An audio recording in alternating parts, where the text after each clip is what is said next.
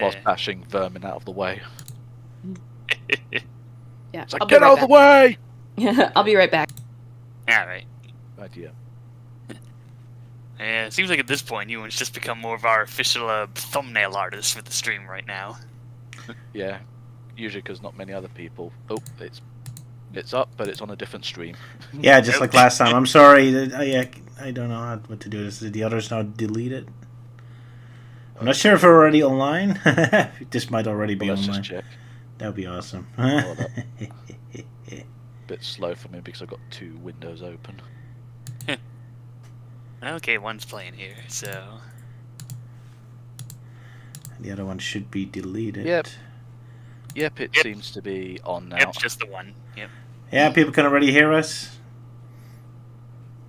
Oh, that's an awkward beginning. Yeah, sorry for the technical difficulties again. Like, I had to reinstall all the programs and all the stuff is suddenly different, so I'm an old boomer and no idea what I'm doing. But here we are, finally. Back. Huzzah! We Dissected. And let's start with a stupid meme thing, I guess. Hedgehog, come in! Where are they Oh, heading? thanks to you. I repeat, where are the hedgehogs heading?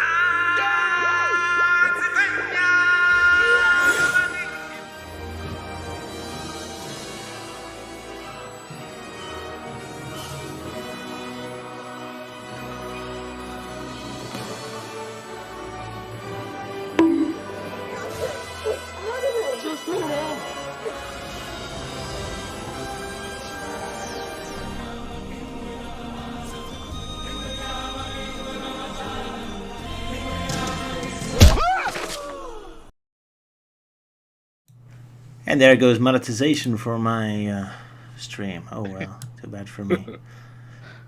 So, Euan, can you explain what the heck is going on with all these wacky memes? Well, the long story short of it was just because I noticed in the Bug episode of Sonic Underground where Robotnik is basically just on the radio asking where the hedgehogs are heading, but yet he suddenly just reacts to absolutely no sound at all besides a 1 second delay sort of radio static effect. And he just throws the radio into the wall. And I thought, like, do you know what would be funny? Like, what is he actually reacting to? So I just thought, you know, let's just add random, like, sound clips. I would just make Robotnik just throw his radio into the wall. And I did that with, like, the Sonic Underground tune. And then, but then, of course, Roger decided, like, you know what? I can go one step beyond. And he just basically did a whole sort of animated Smurf sequence, which Melty Man followed suit and everyone else did. And I had to also basically join in as well by going above and beyond with a pretty lengthy sort of like meme that you just saw, hopefully. Yeah, and then later you decided to post it up on Twitter. So, hey, if anyone else interested, just go to Euan's Twitter account, and now you can make your own Robotnik Hates meme. Yeah. I'll re-upload the full thing on Twitter later on. Let's see if it catches on. Probably not. But yeah, so during this stream, we'll occasionally showcase one of our stupid memes we made. Euan already spoiled a bunch of them. Thanks, buddy. Well, hey, there's a lot of them that didn't make it into the our final catalysts. I mean, I spoiled like the Smurf one, but I don't think that one is being shown. Oh, at the end I'll play all the rest of them. Oh, okay. Which the 4 main ones will be played during the stream, and at the end I'll play all the others. Yeah, welcome everyone. We're back with Sonia Manic, who can run super fast. Thank you very much for your thumbnail again, Euan. As per usual, you're welcome. Oh, already? And how's everyone doing? Elise, how's your job hunting going? It could be better, but I'm studying for my RHIT exam. That will open up a lot of doorways. I sure hope so. Yeah. I'm also still doing a lot of writing. I'm doing my writing assignment as well, and that's coming along all right. And I'm trying to get some other writing projects done. Busy, huh? Yep. I'm an anemic workaholic. I think I've got a problem. Could be worse. At least it's productive. Yeah. Speaking of not being productive, everyone else was playing Minecraft lately? Yeah, almost everyone, yeah. Not me. I was playing the Dark Forces Remastered. I mean, it's pretty good. Very interesting visual upgrades, but I think they charged it way too high. They were selling it on Steam for 25 quid, but so but I managed to get it for about 22 quid. Well, that's economic inflation for you. Yeah. We'll just wait later on. Oh yeah, showing that one random screen grab of where one of the cats was apparently floating up in midair on my screen. Yeah, that was so odd. Yeah, crazy stuff.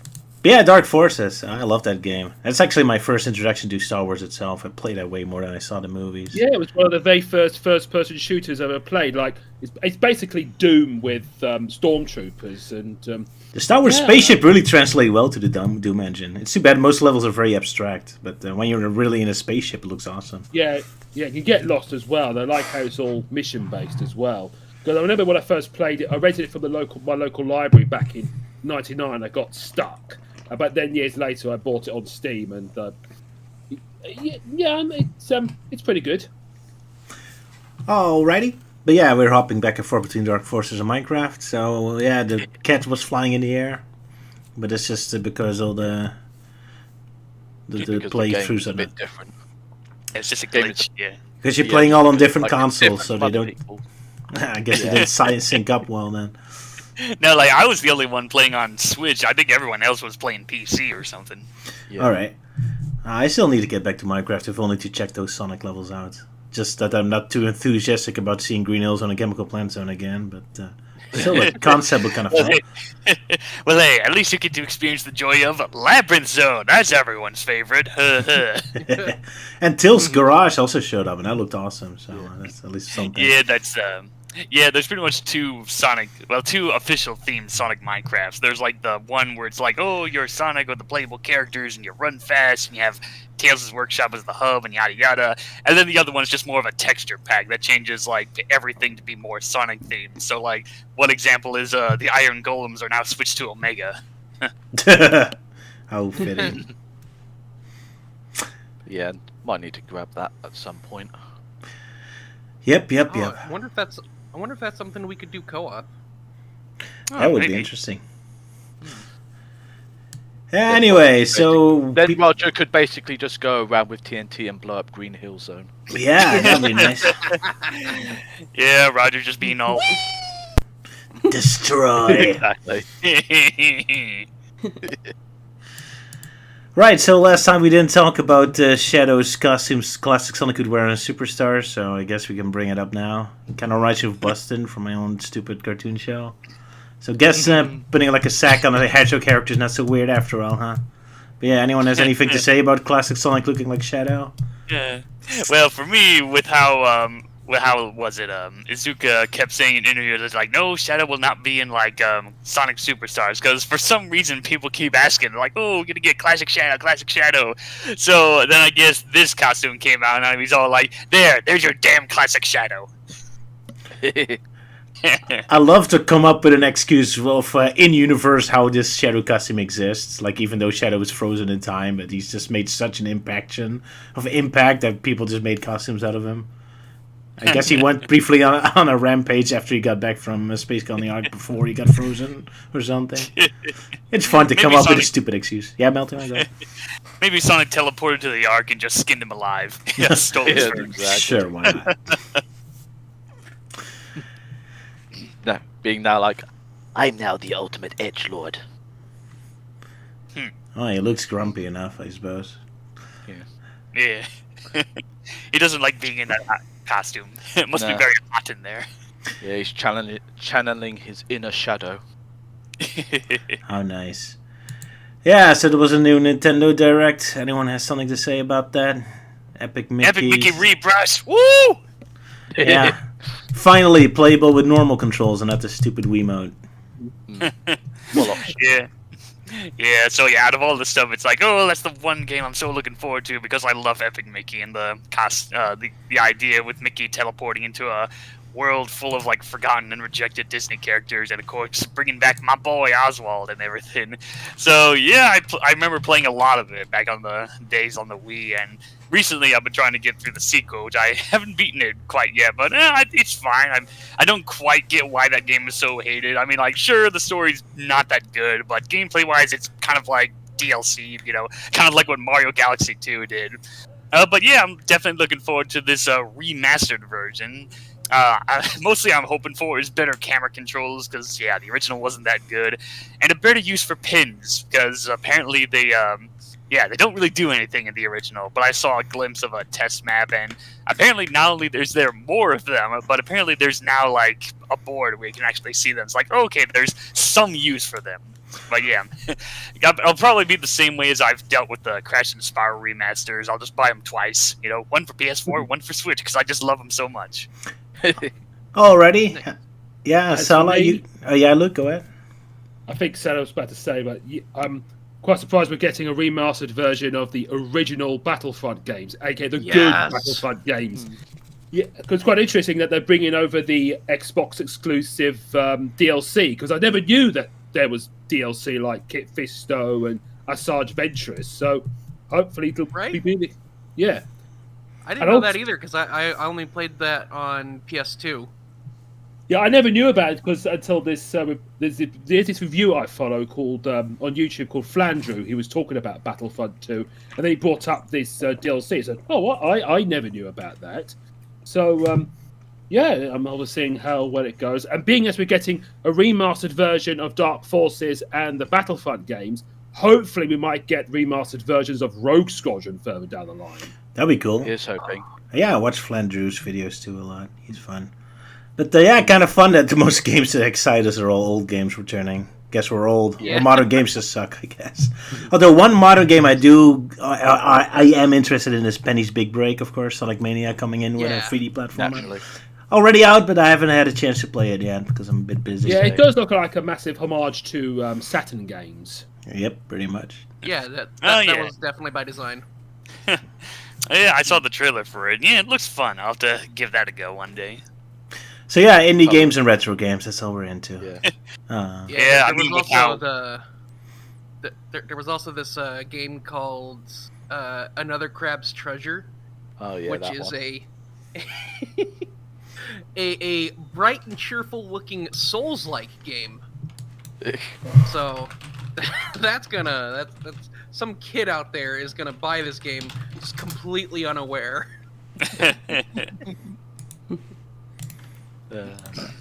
What, it's R-rated or what?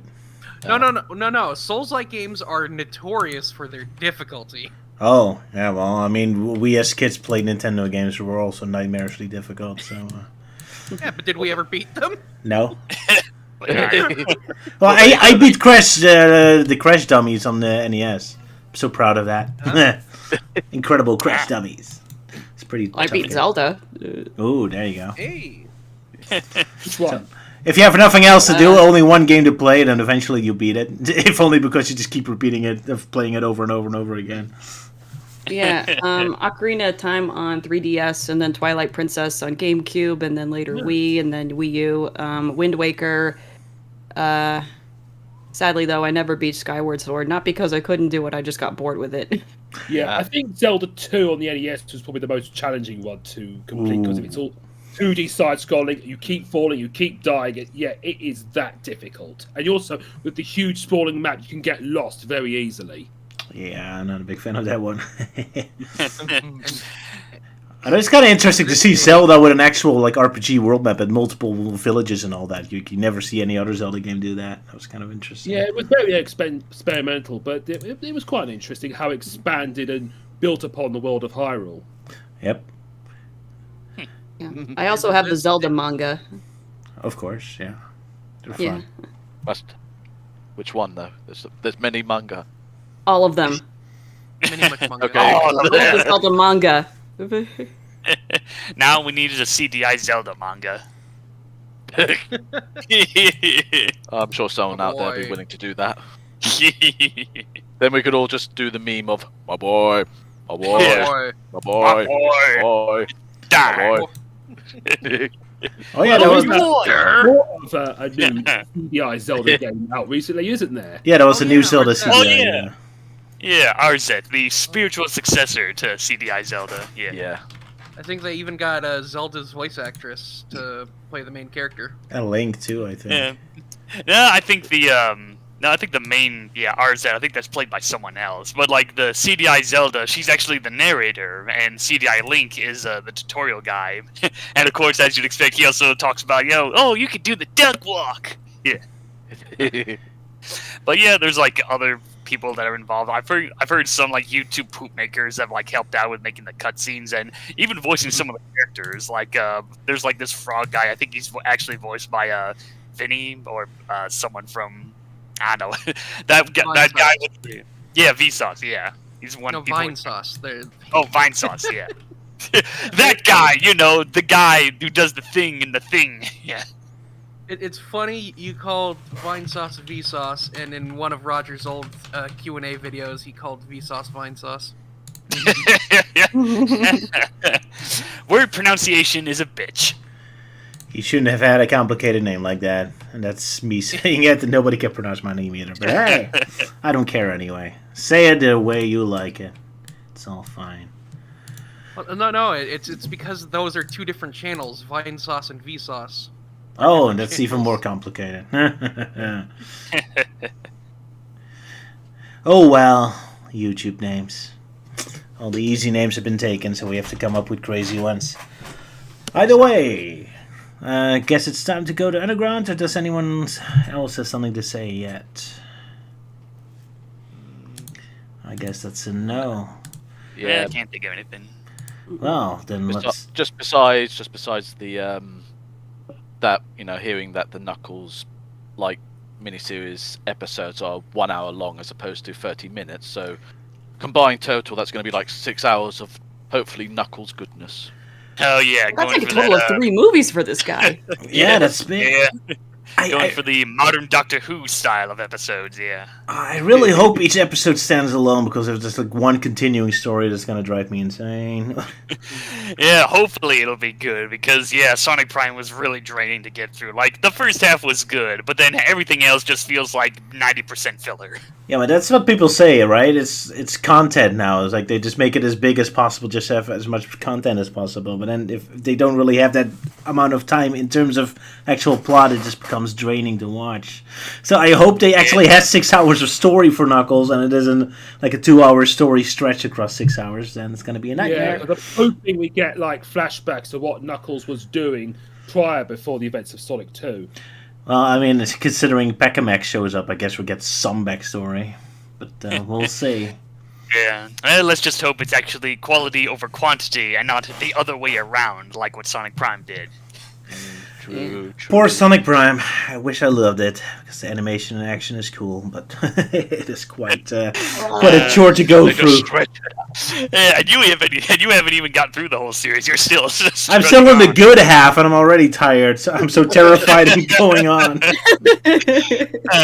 Sorry, folks. It's still going to be like 5 years until we talk about Sonic Prime on this show. Oh boy. Yeah, I will say though, the people at Paramount, considering what good products they've put out with Sonic so far, let's just say I am very optimistic about what they're going to do with the Knuckles show. They have a pretty good track record so far, so that's good news, yes. Yeah. They're doing it better than with Star Trek, I suppose. But, with all of that said... Euan, sorry, go ahead. No, I'm just saying, hopefully. Indeed. Yeah, I mean, it could be worse. It could have been made by Warner Brothers, knowing how they've been, all the shit they've been doing now. Yeah. Yeah, poor Wile E. Coyote. We'll see how that goes. With all that said, let's move on to Sonic Underground, starting with our little introduction video. Yeah, which is going to be a 10-second.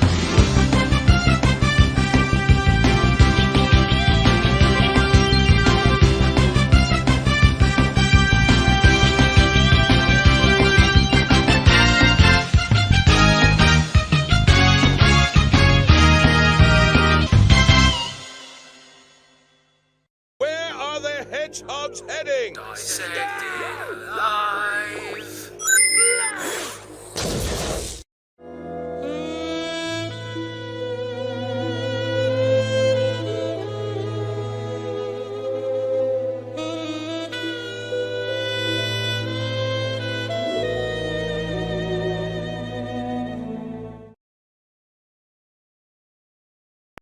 Hedgehog, come in! Where are they heading? I repeat, where are the hedgehogs heading? It's the Legend of Zelda, and it's really rad. Those creatures from Ganon are...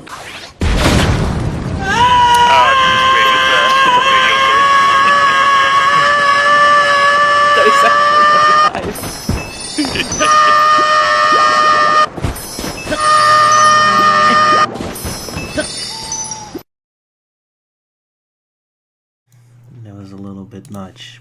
But yeah, we had a lot of stupid videos prepared this time. Sonic Underground, Bug! Named after the Sega Saturn game, I'm sure. Yeah. Oh, so we're not talking about the Sega Saturn game. Well, shit. You didn't do your homework, oh boy. No, I watched it. Oh, funny enough, I actually have that game on Saturn. I don't think the sequel. That one's a little harder to find. But yeah. I got both. I'm kind of disappointed. The whole game is about being in a movie, and yet the levels don't really reflect that. You're just in the desert and just in the grass. It's like, come on, use the movie element a bit. I mean, the sequel did it a little bit more, but alas, we don't talk about Bug, fun platform SMEB. We're talking about Sonic Underground. So, who's doing the synopsis? Apparently, both me and Elise. Oh boy, Tag teaming one. Yeah, we decided to tag team on this one. Yeah, 'cause it has her best boy in it. Yeah. No, not just that, but I felt like I should also start contributing to the synopses. Yeah. Fair enough. You're free to call dibs on one if someone hadn't before. So yeah, off you go. Tell us all about Okey-dokey. Bug. Sorry, All right, Euan, you start us off. Righty dokie. Sonic Underground Episode 14. Bug! The episode opens with Manic flying around on his hoverboard in the clouds, and the disembodied voice of Queen Elena basically says that Manic has much to learn about teamwork, which is a bit weird considering we're this many episodes in, but fair enough. As he flies around the sky for a bit before skimming off the surface of a lake, this alerts a stealth bot hiding under the surface. In a mild light show effect, it pursues Manic and begins firing at him with its rapid-fire laser guns, with the green hedgehog barely dodging them. As it looks as though his time is up, Sonic appearing and lassos the stealth bot by the legs with a yippee-ki-yay and spins around at high speed, launching the stealth bot at some nearby rocks for a big explosion. A radio from inside the bot lands near the blue blur as Sleep radios the stealth bot in to check out Quadrant 10, saying Queen Elena has been spotted there. Sonic responds in a robot-like voice, confirming the message was received before tearing the radio off. Affirmative. Take out Quadrant 10. Over and out. Elise, your turn. Sonic helps free Manic, who had crashed into the muddy cliff. He then asks harshly why he was out here all alone, but it's obvious that the question is rhetorical. Manic, after spitting out dirt, responds he was surfing some awesome thermals, dude. As they go to free Manic's hoverboard, Sonic tells him that they have to stick together, which makes me wonder if that rule applies to Sonia, as she is nowhere to be seen, or if she is supposedly safe since she is back at the truck.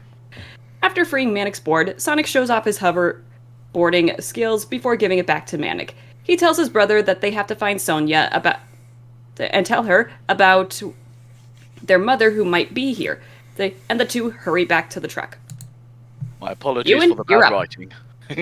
No, it's okay. I edited the script and I noticed that in one of your lines I forgot to change a word.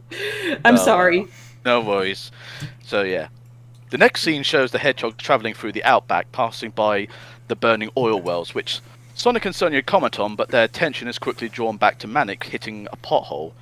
They tell him that that was the 38th one he's hit, but as he hits another one, he gives them the answer to life, universe, and everything, with it being actually 42 times. As Manic reveals there's another 12 miles left, much to his siblings' Chagrin. Exactly. The camper van tire pops and falls off its rim. Fortunately, Manic manages to bring the vehicle to a stop before it crashes. Your turn. Right. As Sonic and Manic are replacing the tire, and Sonia is enjoying some polluted rays, a sci-fi family-friendly Mad Max-style card approaches. This prompts the hedgehogs to put on their serious faces, or in Manic's case, close his eyes, as the vehicle comes to a halt, and a lizard with an eye patch comes out of it. He tells them his name's Rudy, and gives Sonic the code phrase to prove that he's part of the Resistance. Rudy explains something strange that something strange was going on in the that something strange is going on in the outback. I apologize. As last night he was returning to his village, and he spotted a swarm of glowing bugs that looked like bottle bugs leaving the village. Whilst rather common, he's never seen them glow before. Just then, some of his freedom fighter friends start to attack him. Rudy manages to throw them away from him, and this gives him a chance to escape. Euan? Not very much. Rudy believes it must be the flies that caused his friends to attack him, and the hedgehogs agree to help Rudy out. Sonic suggests Sonic should check out Rudy's village, which he agrees to. Manic wants to tag along, but Sonic turns him down, saying this is a quick solo there and back type mission. He runs off, leaving Manic to mope for a moment before leaving on his hoverboard to find one of the bugs, despite Sonia and Rudy's protests. Elise? Sonic arrives at the village, which is now deserted and destroyed. He spots a lone fly that Rudy spoke about and tricks it into a glass container. He quickly notices it's mechanical and hurries back to the camper van. Meanwhile, Manic is flying around, enjoying himself too much to properly react when a mechanical fly lands on his nose and stings him. After a brief moment, resembling a French-drawn character, he becomes zombie-like and heads to Robotropolis, saying in a hypnotized voice that he must contact Robotnik. Or he must report to Robotnik, I'm sorry. Yes, must report to Robotnik, whichever one works better. Sonic arrives back to drop the bad news to Rudy, and he takes it as well as one would when they hear they've lost everything. Sonic then shows him the fly he caught, and Rudy confirms they are Robotniks as they are made of metal. He opens it up to reveal it's full of serum that would be injected into the person through a stinger and make them pledge allegiance to Robotnik. Sonic then notices that Manic is gone and questions where he is. Meanwhile, at Robotropolis in Cathedral Robotnik and Sleet watch as those who have been stung by the flybots are detained and roboticized. Robotnik is cheerful at the sight and the news of the Resistance village being burnt to the ground. But the mood drops when Sleet drops the bad news that the stealth bot looking for the Queen has gone missing. Just as Sleet is about to go find it, Dingo carries a Manic who is still under the serum's influence. Rather than just roboticizing Manic right then and there, Robotnik gets an idea. He uses a special flybot with a remote signal built into it and puts it into Manic's fanny pack, so it can sting him and make him contact Robotnik with information. Though just before Sleet and Dingo drop Manic in the outback, Robotnik makes him bark like a dog. Bark like a dog! Loyalty, you gotta love it. Sometime later back at the camper van, Sonic, Sonia and Rudy are keeping an eye out for Manic, who still isn't back yet. However, Manic soon returns, not remembering what happened. He mentioned he spotted a flybot and chased it all around, but he got away. During his absence, the others were busy adding a turret to the top of the camper van from using salvaged parts from the stealth bot from earlier. The plan is to draw the flybots out and then blast them. They plan to do this at dawn, much to Sonia complaining about being that early, which results in Sonic and Manic giving the looks of, "Seriously, Sonia? Seriously? Seriously?" During the night, while everyone is asleep, Manic is stung by the flybot, who makes a buzzing sound as it does it. Manic wakes up and, under the influence, leaves the van and awkwardly walks like a duck to a rock to contact Robotnik. Sometime later, Sonic wakes up and notices that the van door was left open, but everyone else is asleep, including Manic, and so he gets up to check. Outside, he notices something in the distance, a large convoy of purple tanks heading for them. He hurries back to the van and speeds off. Sonic is confused as to how Robotnik knew where they were. Rudy suggests they hide out in a cave not far from where they are.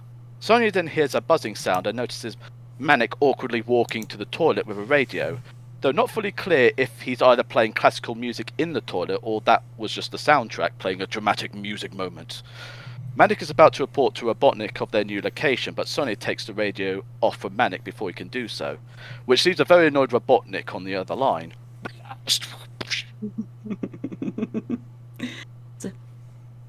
And that led to our Discord chat being filled with the memes. Yeah. Anyway, Sonia relays this news to the others of what she has discovered. Saying Manic comes back behaving normal, and questioning why Sonia has a Robotnik radio on her. As they park the van, they surround Manic, who is sitting on the floor like he's being told off. They tell him that he was talking with Robotnik, much to his surprise. Rudy explains that Manic was stung by a flybot. Manic explains that he doesn't remember being stung. But then they hear a buzzing noise coming from Manic's fanny pack, and he starts acting like a zombie again.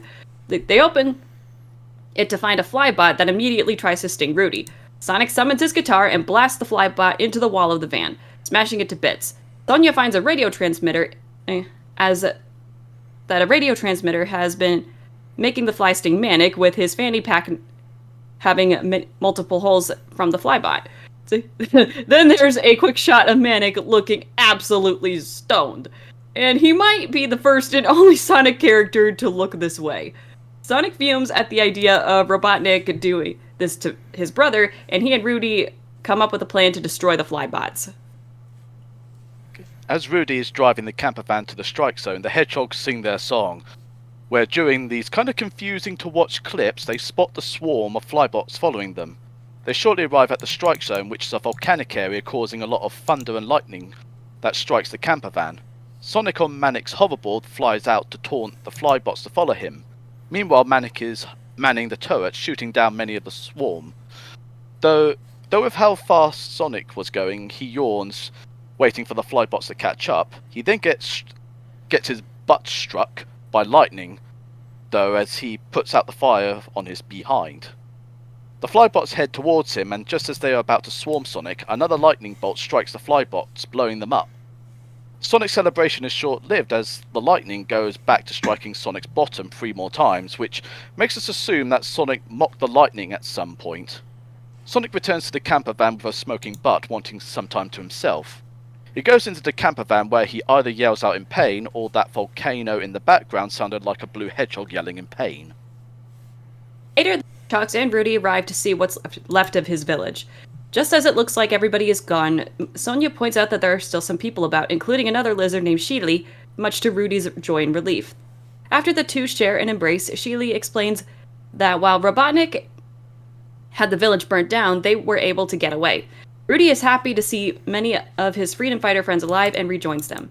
Meanwhile, Sonya points out they've missed Mother again, while Sonic chastises Manic for running off like that. Manic apologizes and says that he will never do it again, only to suddenly become zombified again, much to their shock. However, Manic then says, "Gotcha," showing he was just pranking them.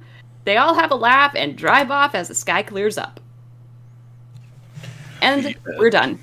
The end. Well, that was quite a synopsis. Well done. Well done. Right, Luke, you have any thoughts about this episode? All I can think about is how utterly weird and bizarre the animation is here, because everyone is acting so jittery. I mean, it's all done by frame. It just looks very weird, and also it leads to very bizarre facial expressions. I love it. They're so expressive in this episode. It's amazing. Yeah, especially Manic's one with his nose swelled up and his eyes started blinking, making him look like a weird-looking French character. And there's one where Robotnik was like, "Ah!" and it's like he morphed into his Adventure Sonic the Hedgehog version. Yeah. Oh my god, a hedgehog! Ah! My god, a hedgehog! I love hedgehogs. Well, there was also that he got very close to Manic in one shot. Like, whoa, but back away there, Robotnik. Tell me, Manic. Tell me, Manic, what color is my heart? What color is my eyes? Why don't we go somewhere more private? I don't see a heart, sir. Exactly. I don't see a brain either, sir. That Sibling would definitely be dead. And also the very other strange faces that Manic was making, with gurning to the camera, and where Sonic was trying to like cool down from when his ass was struck by lightning. He's going like, ooh, my ass. Ooh. The one thing I just noticed in the screenshot. Just saying, the one thing I just noticed from the screenshot, like at the moment of like Robotnik and Manic basically being very close to each other, I've just noticed that Manic's waistcoat has just gone missing. Whoa, okay. Whoa, continuity. Yeah. Oh no! Come to daddy. No! I mean, I've seen some strange shit, but I think that's one shit I don't think we would do. No. I don't think anyone wants that ever. I'm sure there's at least one. There's one for everything out there. Yeah, now it just kind of makes you wonder how the hell they get past that, the censors. Because they're not as perverted as you immediately noticing it like that. Yeah. Yeah. You look way too deep into this stuff, you freaks. Yes. Anyway, there's a ton of fun details about this. Like, I absolutely love when Sonic is being bored during the chase while the explosions go behind him. But then he gets hit, you see him panicking for a moment while he's set on fire by the lightning. And then 5 seconds later, he's bored again, even though he's still on fire. It made me laugh hard. Yeah, whatever. Yeah, that lightning really loves to strike Sonic's bottom. Yep. His bottom is a lightning rod. Yeah, well, I guess with a lightning rod. I guess with Sonic being fast as lightning, I guess the lightning took offense to that. It's like, no one's faster than me. Psh, psh, psh. Die, Hedgehog. Hey, yeah, like you guys said during the synopsis, it's kind of weird that they put like very important plot beats in the music video, because the music video is always very hard to picture because they use all these weird special effects. So it's kind of hard to see exactly what was happening through fades and split-second footage. Because especially with especially with like Manic's moment of where he's like getting his revenge on the Flybots. Yeah, there's on like the tank on the turret, but yet for some reason like they decide to spin the camera all around the place. So it's just like going like like he's on that Sega sort of like gimbal game thingy from Sega World. Yeah, it was very confusing because they didn't really establish it was like an area where it's constantly lightning, or maybe I missed that. But like there was a lot of new information thrown in a couple seconds. It's like, whoa, what's happening? Yeah, I don't think he mentioned anything about that besides like a place we know where we could get them sort of thing, but nothing about lightning. Yeah, so it's kind of weird they did like that. Especially since I was kind of more expecting a Mad Max kind of climax, because they're really building up all the Mad Max references, like the weird car, everyone is Australian. So you think, oh, they're gonna have like a big car chase at the end, but then it's just about flies. Kind of like, huh, okay, that's not what I was expecting. Where's my fire-breathing guitar player? Darn it! Yeah, all that Australian stuff, especially with the gal that he's reunited. Like, oh yeah, she's Australian and named Sheila because of course she is. I thought it was Sheely. No, I'm pretty sure it's pronounced Sheila. Oh, okay. Sorry, I must have misheard it. Yeah, I think Addy took offense to that in the comments. Like, no, it's Sheila or something like that. Sorry, Addy. Well, she only shows up for 5 seconds, so understandable. I do like how Rudy's like one big homage to Mad Max, right down to the Australian accent. And when he meets up with Sheila, it reminds me of this very old UK TV show we had called Bad Influence, which is a video game review show, and its mascots are like 2 anthropomorphic lizard characters. Ah, cool. All right. Yeah. Could be a reference. It's European. Then again, it's made by the Canadians, so not sure if they know it. Yeah. Not sure not sure why Sheila's looking a bit awkward whilst hugging Rudy there in that screenshot. It's like, maybe I shouldn't be hugging you. Yeah. What does she know that we... Maybe she's like, how long have you had a shower, man? But then, of course, we had the most important scene throughout that whole bit. And that was? It's the return of good old Big Mouth Fred, who's good old Big Mouth Fred. I love that character design. Yeah, it keeps reminding me of Rayman 2. It's really that kind of character design. Yeah, move over, Red Pine. This is the new mascot for Dissected Alive. Yeah, you should be putting everything Sonic. Red Pine remains funnier though.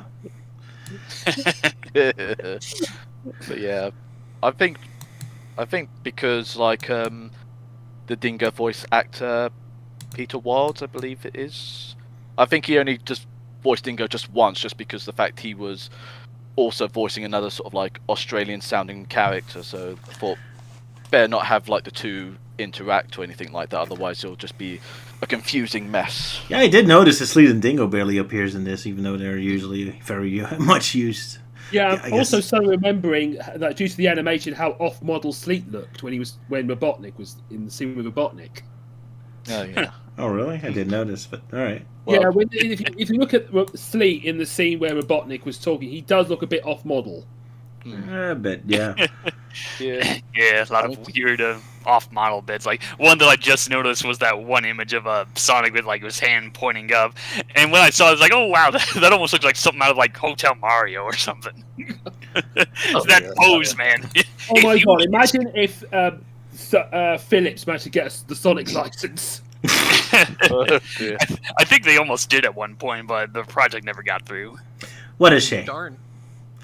There is one where, Rudy is Sonya is comforting Rudy after he's learned that his whole village has been destroyed, and she is like huge, like right next to him, even though he's supposed to be bigger than her. Yeah, Well, I suppose everyone. he was on his like knees at that point. Yeah, but I mean, still, it wasn't even like camera perspective where she's closer to the camera and that's why she's bigger. Like, no, she was like legitimate proportion size. Like, she was bigger than he was. I didn't notice, but then again, I keep making that mistakes myself in my own cartoons, so that's why I guess. Yeah, I mean, in that screenshot right there, she's the same height. But if you look in the next one, where he says we got to stop them, then I guess it didn't have that one. Yeah. Here, I'll see if I can. I'll see if I can find it. There's also All some the while- shots where Sonic looked a bit chubby as well. Yeah. Yeah, 'cause Yeah. some of the, especially in some of the low-angled shots, like they drew him in as looking a bit more pudgy than normal. I know it's perspective, but even then, it's still just like he's like gained a few pounds, which must be true to the whole sort of thing that Robotnik was worried about in the previous episodes ago. Like, did I look all right? They say TV adds 10 pounds. Yeah, it's too many chili dogs. Yeah. Oh well. Still, I love how expressive everyone is. So, As well as Sonic making a reference to Full Metal Jacket. yeah, Oh yeah. I get it. You know that one, kiddies? Yeah, and like kids know what Mad Max is, but then again, I guess it doesn't really matter. Just bonuses for the parents, I suppose. Gotta say, I absolutely love how Manic looks like when he has this hypnotized walk. Like, it's these weird, like, sidewalks and leg swing and all that. There's one bit where you see him come out of the van, and for a moment I thought he was actually gonna walk towards Robotnik. I was kind of hoping for that. Like, yeah, I'll walk all the way across the desert with that stupid walk. That'd be awesome. It's this drunken look, like waggle, waggle, waggle. Yeah. He's got bad frequencies, so he has to go to him himself. Yeah. Better Do the last. duck walk. Yeah, okay. I posted the picture I was talking about with Sonya in the live stream planning All right. Discord chat. Oh yeah, I see it. He'll Oh, come wow. Really in a looks a moment. bit more different there. Like he got Yeah. more uglier. Yeah, but it also looks like she's missing an arm. Yeah. He also does not seem all that torn up about his village being burned down. Oh, my village is gone. Oh, my village is gone. Oh well, they were a bunch of wankers anyway. Yeah, that's the problem with Sonic Underground. The characters constantly smile when it's completely inappropriate. Yeah, I noticed that a lot. Oh, I just noticed Sonya has like color under her eye. Where, Yeah. like, Oh yeah, that's not how you're supposed to draw Sonic character No. eyes. it's like almost looks like she has bags under her eyes. Yeah, like she's been awake for too long. Yeah, but Sony has a Like, bit of a okay, weird I- design anyway. Like, her neck always bothers me. That's also so weird for a Sonic character. Even though I'm guilty of drawing necks myself, so I shouldn't be talking. But Yeah, although funny enough, in that image, Sonya has no neck. So like, yeah, sometimes it's there, sometimes it's not. not in this screenshot, no. But usually she does. I also want to point out that the strange jittery animation makes me think of that old Fix the Cat film. Oh boy. Oh yeah, that film. I think that one, yeah. Maybe it's the same studio. Who knows? I don't know. Is Felix the Cat also animated in Canada? The movie. I mean, it's the same kind of style where it's like every frame has to be animated Yeah. and making it very off model. Yeah. But very expressive. So you win one, you lose one. Yeah. I kind of prefer over-expressive than really stiff and boring. Looking at you, my Sonic Forces. Yeah, it's one scene we got a normal shot, and the other we got Manic looking like the marsupilami. Exactly. Yeah. I mean, kind of funny how, like, at one moment where, like, the characters are just, like, fixing the van and it's all kind of silly, but then the moment like Rudy turns up and all of a sudden it gets all serious, dramatic, low angle type moments, and like when Manic walking towards him, but then Sonic just puts his hand in the way, like saying, "Stay back, Manic, just in case," and then Sonic just basically gets her medallion out. But the way she's doing it though, it's like she's holding out, like saying, "Here, my medallion is yours. Take it if you want." I was like, I'm sure that's not how it works, Sonia. I'm sure you're supposed to actually, create your keyboard as a weapon as opposed to just pointing your medallion at him like, "Stay back, don't come any closer." I guess so. That was kind of weird because he didn't even have time. He's just still driving. So, I mean, that scene was kind of funny because it went so fast. It's like they wrote it as a scene that takes a minute because it's supposed to be menacing and slow. Like the car comes to them and they're like, "Oh, is this guy trustworthy? Come out and show yourself." But the scene goes by in 5 seconds. So it's like they're just extremely impatient. Like, give the guy the chance to even stop his car first before, "Yo, go already, get out! Get out of your car and show yourself!" Like, he hasn't stopped yet. You want him to get out of the car while he's still driving and fall on his face? Like, it was a very weird scene because it went too fast, but it made me laugh. And it's a bit of a shame because the atmosphere is awesome. Like, it looks very great with all the shadows and the colors. But yeah, this pacing really ruined the sequence, so oh well. But yeah, it is kind of funny, like Sonia with her medal, yeah. Oh well. But yeah, one thing I noticed though, for some reason, and like the most rewatched point for the video for some reason was the moment where like Sonia has her tongue sticking out, being like, "Yuck!" at the whole sort of bug issue that they're dealing with. I'm just kind of like, what's so special about that scene? She just goes, "Ugh." Because she breaks her neck and she's supposed to be dead there. I mean, look how far she bends her head around. Yeah, it's like she's pulls off an exorcist and just 180s her head. Could just end up as the YTP moment in which like she goes, "Oh yeah," and then she just collapses. Snapped her head moment. Yeah. Like Manic looked just as surprised though. Yeah. Yeah, this episode's so visually pleasing. This episode's really rewarding to just pause at random moments, and especially look at what characters are doing that aren't the main focus, because everyone always has like a wacky face expression. I mean, look at the Manic on top there, where he's super bored. I mean, it's not even relevant for that shot, but it's just kind of there for a moment. And Sonic looks like it's like surprised at something, but we don't know what it is. Like he's having flashbacks that he doesn't want to remember. Having flashbacks. The 1,000-yard stare. Yeah. I just posted something in live chat. I think it is imperative you guys see. Oh my gosh!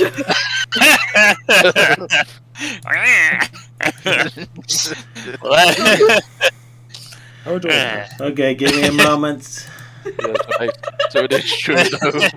The fact that hedgehogs do bend their necks as far back. It does look like she's licking her own spines. Yeah. I guess it's because the anatomy is a bit different. It's like it's kind of one solid body, while Sonya has a neck. So snap the neck. Okay, I retract my insult. It was realistic. That is not that far fetched. Yeah. Yeah, I'm trying to visualize Sonic doing that. Yeah. Oh, come on. There's gotta be a picture out there somewhere of Sonic doing that as well. There's gotta be. It's somewhere hidden in the depths of the internet. Maybe that's why Sonic's like looking so surprised in that picture, because we're all just talking about, well, because Luke's saying like, "I really want to see Sonic do that," and it's like, what?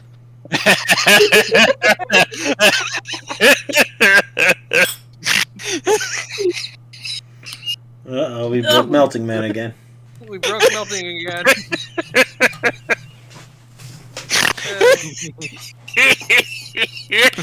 I did not hear you guys.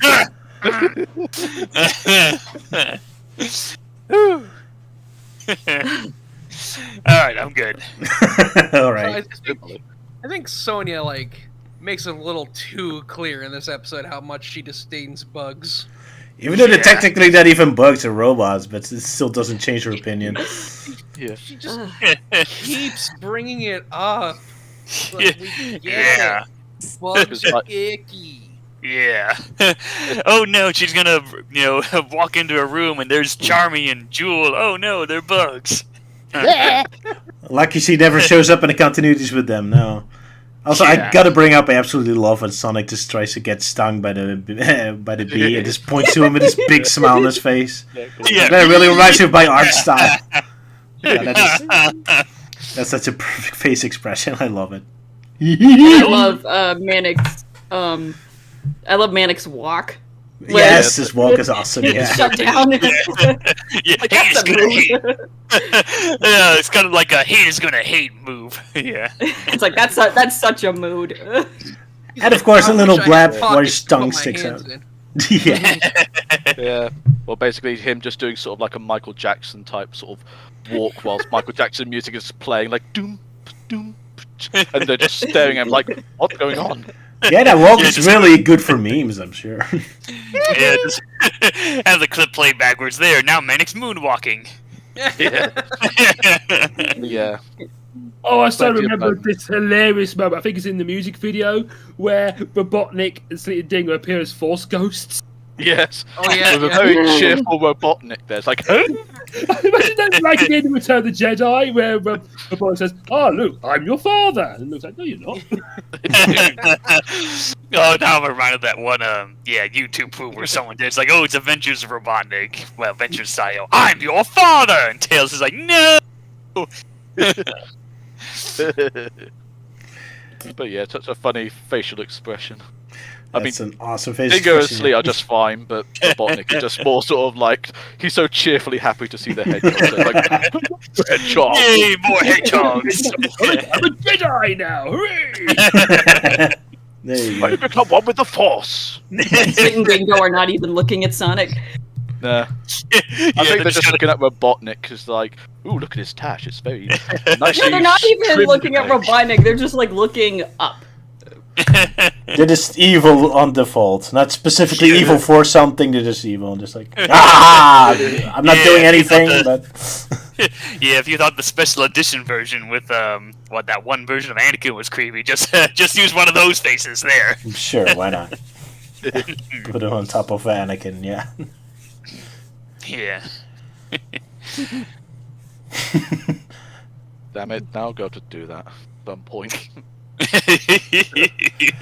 Go make a meme about that from that Star Wars Last Jedi movie where a Force Yoda shows up and you put that Robotnik face on him. Oh, Make him yeah, talk like yeah. Yoda. Yeah, Robotnik's Yoda, Sleet is Obi-Wan, and Dingo's Anakin. I'm sure. Just why imagine not? Nah, all- I was just going to put Robotnik on all three heads. So it's just all Robotnik. Just imagine like an heading to The Force Awakens where Rey finds a hooded figure on the island, turns around, pulls his hood back, and it's Robotnik. Being like, surprise! Yeah, surprise! Haha.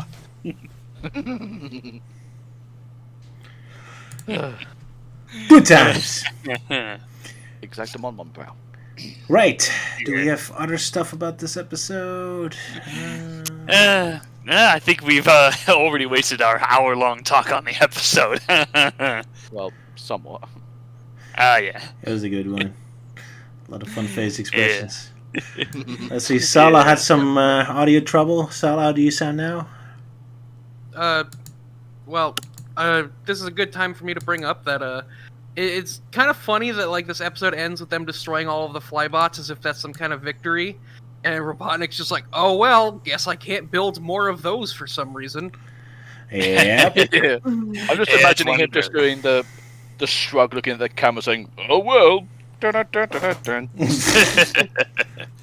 That's always the problem with those Saturday morning cartoon shows. They just have a plan, and then as soon as it fails, they can never do it again. Yeah. Which is kind of surprising, especially if he just keeps churning out swap bots, even though they're completely useless. Yeah, well, those flies are super useful. Like if you use them in any other episode, it'd be awesome. Sonic would be doing it. I guess they required like a special kind of metal to make them work, unlike the SWAT bots. I guess we'll have to assume that, yeah. But yeah, the next episode is also going to have a similar problem, but we'll talk when it comes. Including how useless SWAT bots are in a hilarious scene. But yeah, that's for the next episode. So, are we done with Bug? I think Bug! so, yeah. Bug! Wow, no, I haven't finished the Sega Saturn game yet. How dare you? Keep playing it right now. I love the music in that game. But right, that it's time for another meme and another intro. Yes. Let's see. Hedgehog, come in! Where are they heading? I repeat, where are the hedgehogs heading? Just win the race, just win the race, just win the race. I don't care what it takes, just find a way to win the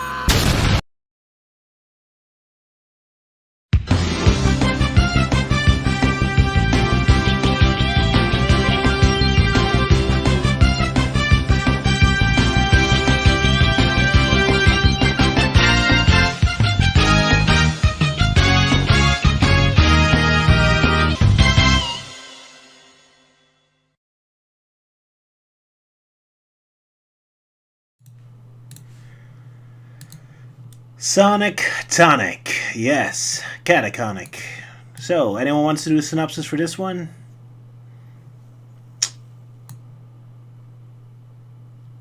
Dead silence. Well, yeah, because we're 10 seconds behind. Remember that, Roger. Yeah. And all we heard from you was Sonic Onic. Did I cry? Did I fall out? Oh, whoops.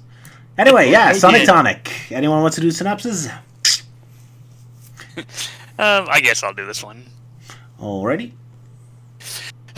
Alright, so it opens up with Robotic invading this special garden that Queen Alina talks about in the opening. He's like, oh, I wish I could take my children there, but then Robotnik came.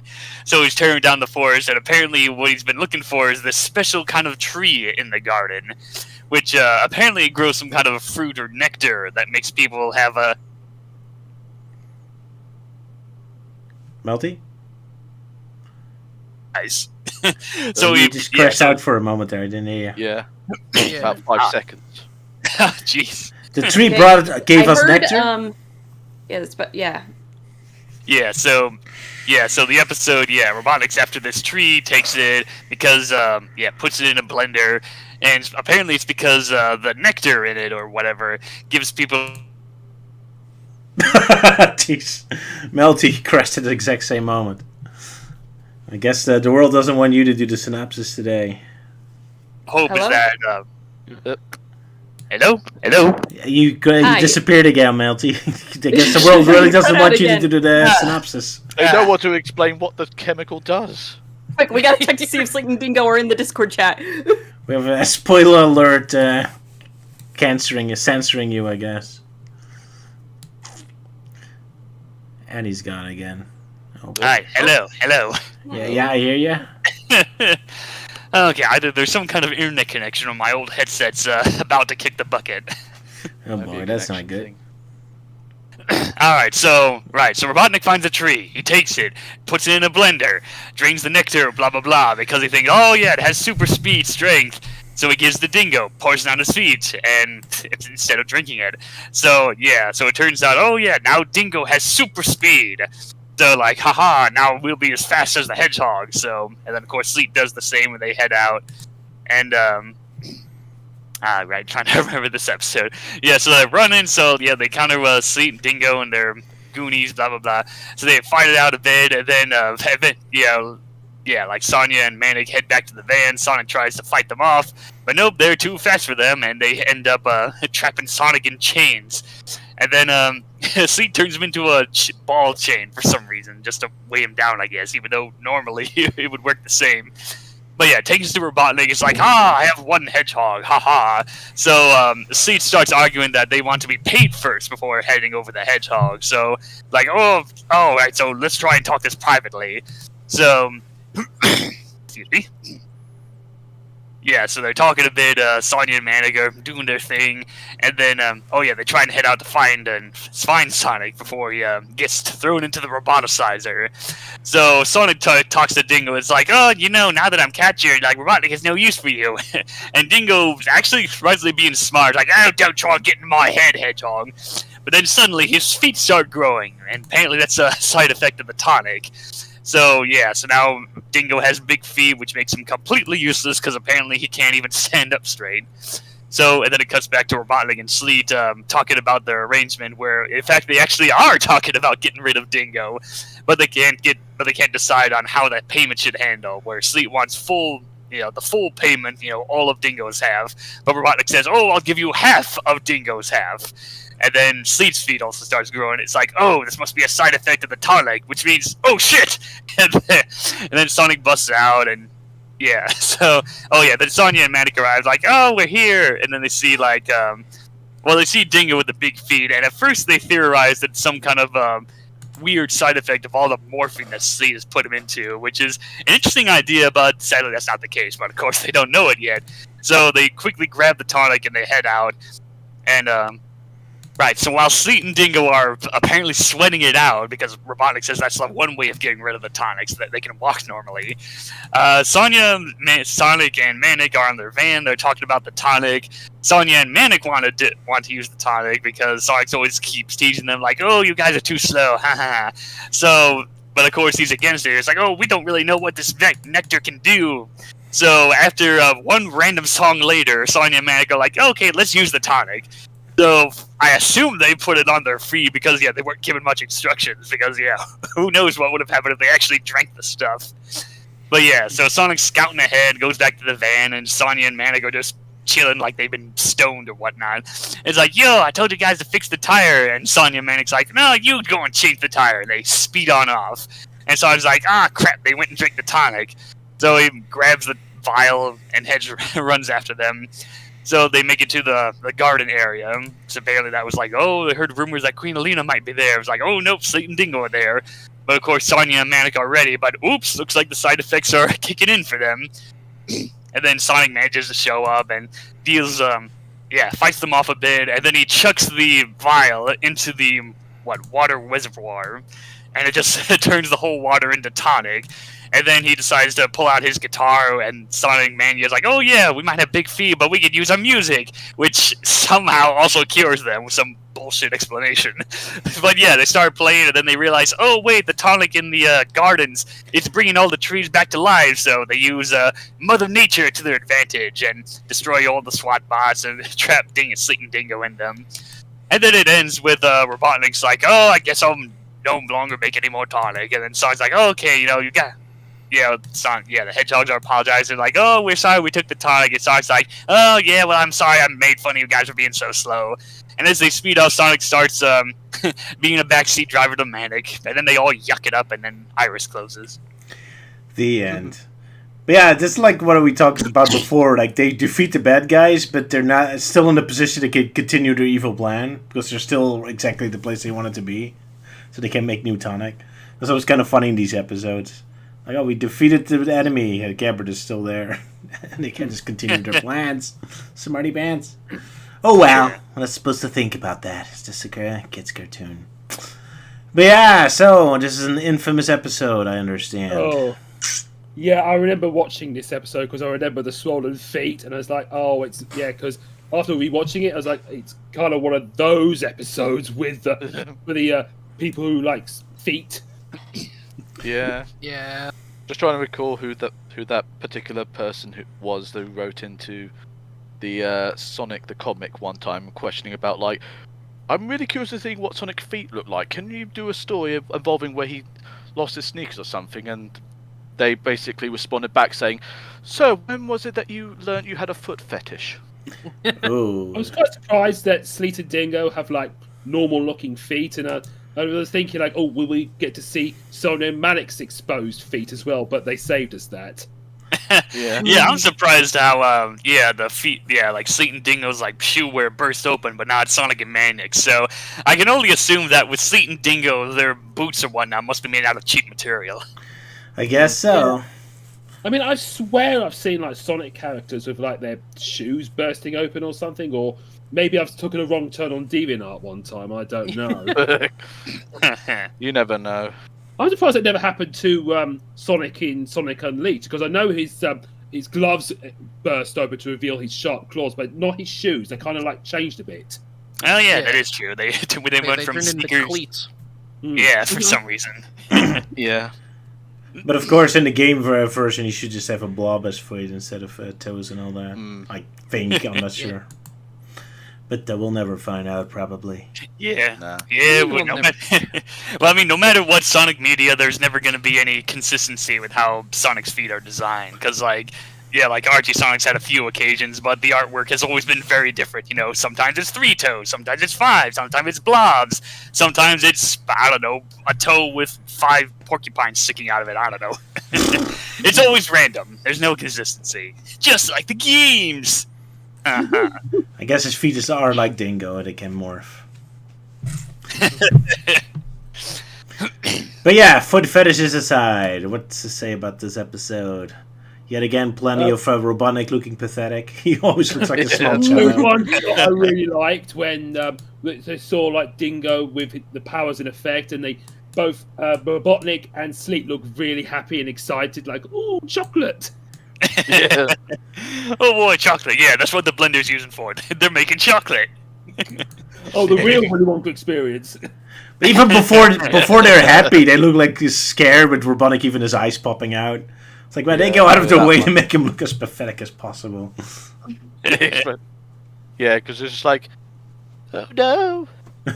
It's so weird to see like Sonic's ATM Robotnik and then you so goofy all the time.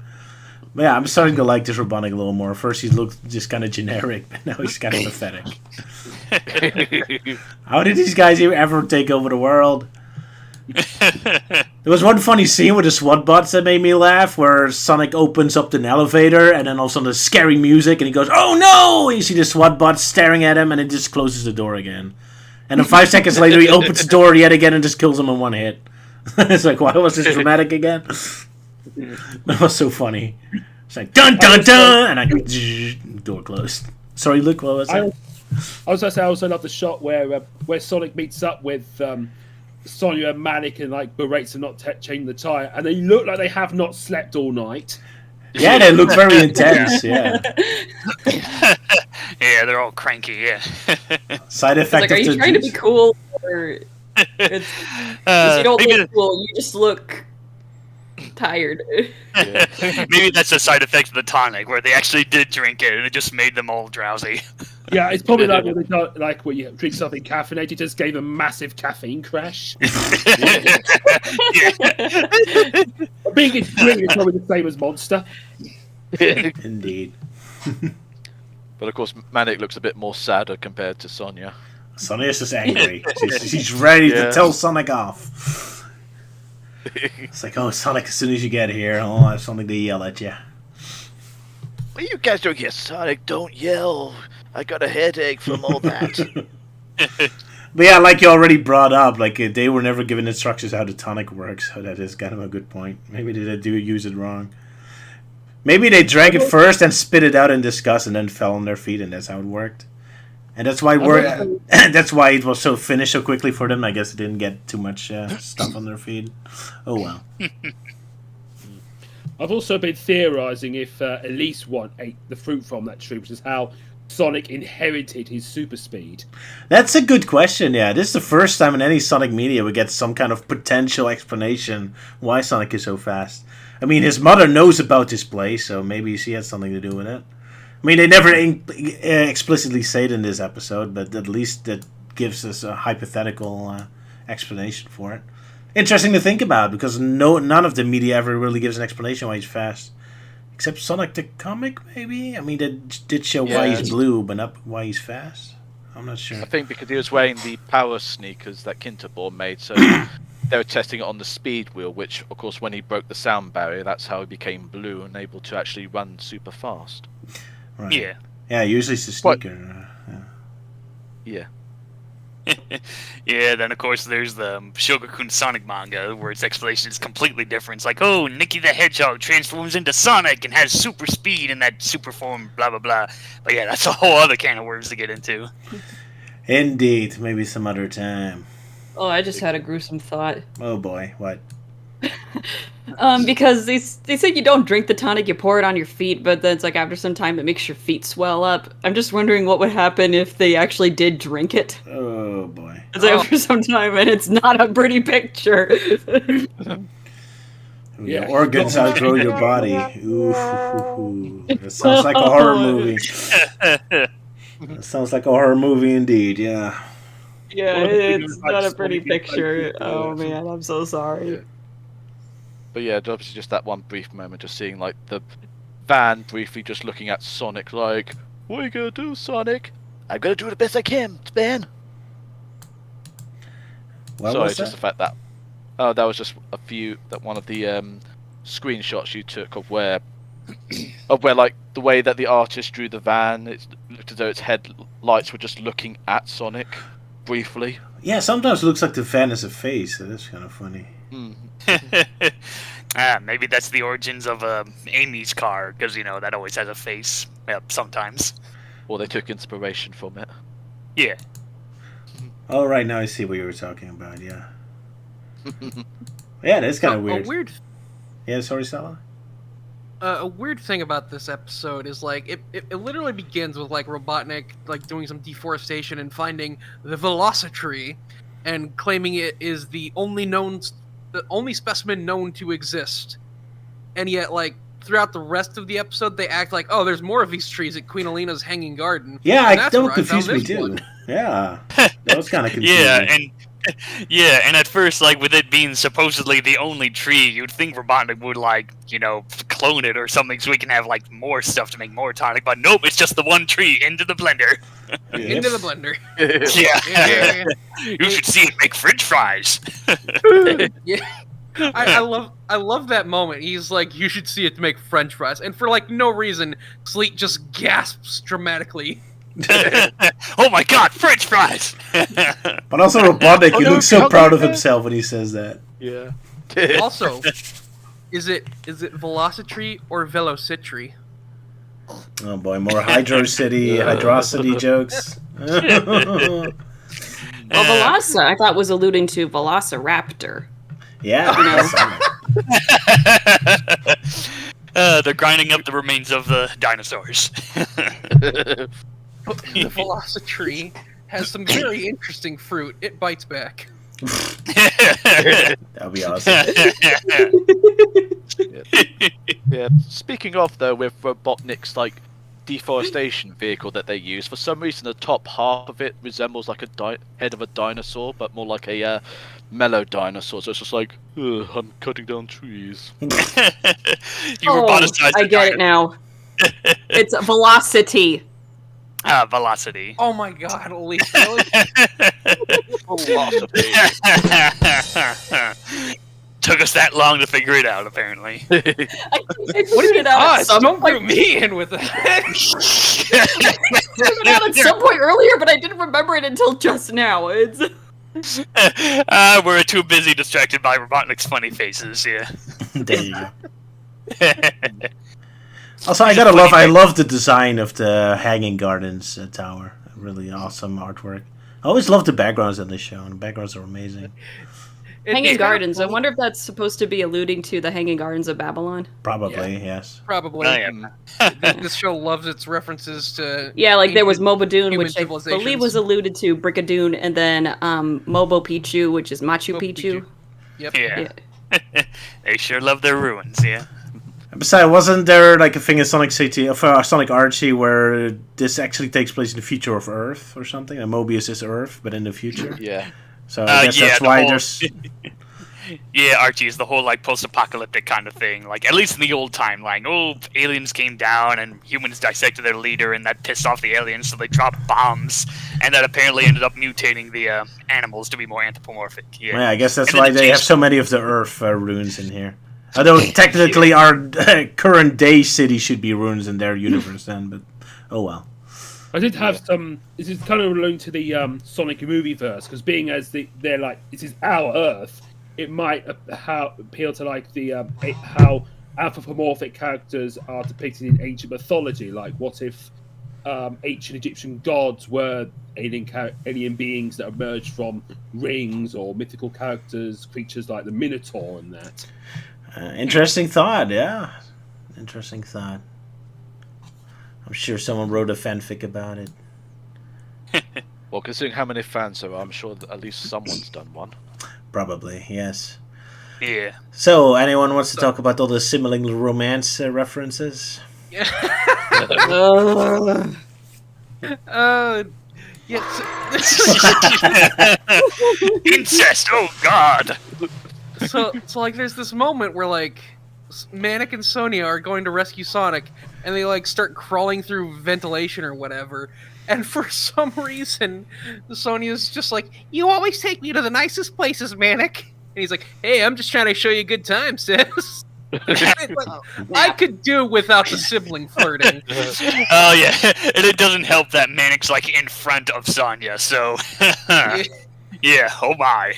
It doesn't help that in one of the music video where the neon heads of them started coming way too close together. Yeah, like what the hell was that all about? It looked like they were about ready to kiss. Yeah.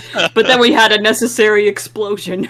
Exactly. So I guess all those stars explode that make the star system. Well, Saved by the explosion. yeah. Sibling love equals explosions. As it should. Yeah, That's why that's- incest is bad. Yeah, remember, kiddies, never do incest, or else you'll explode. Tell that to the royal families. Yeah. Oh snap!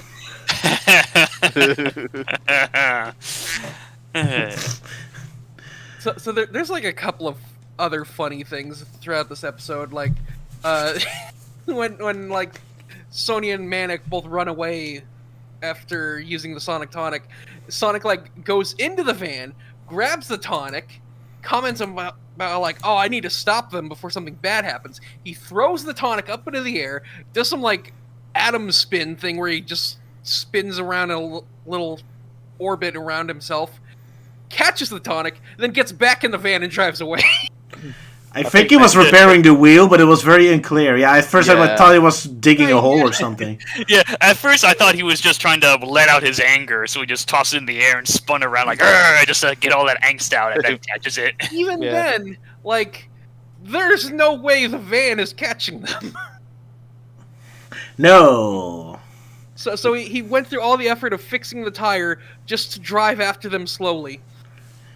But hey, thanks to the van, he could hit into those SWAT bots because they're usually so much trouble to take out. Yeah.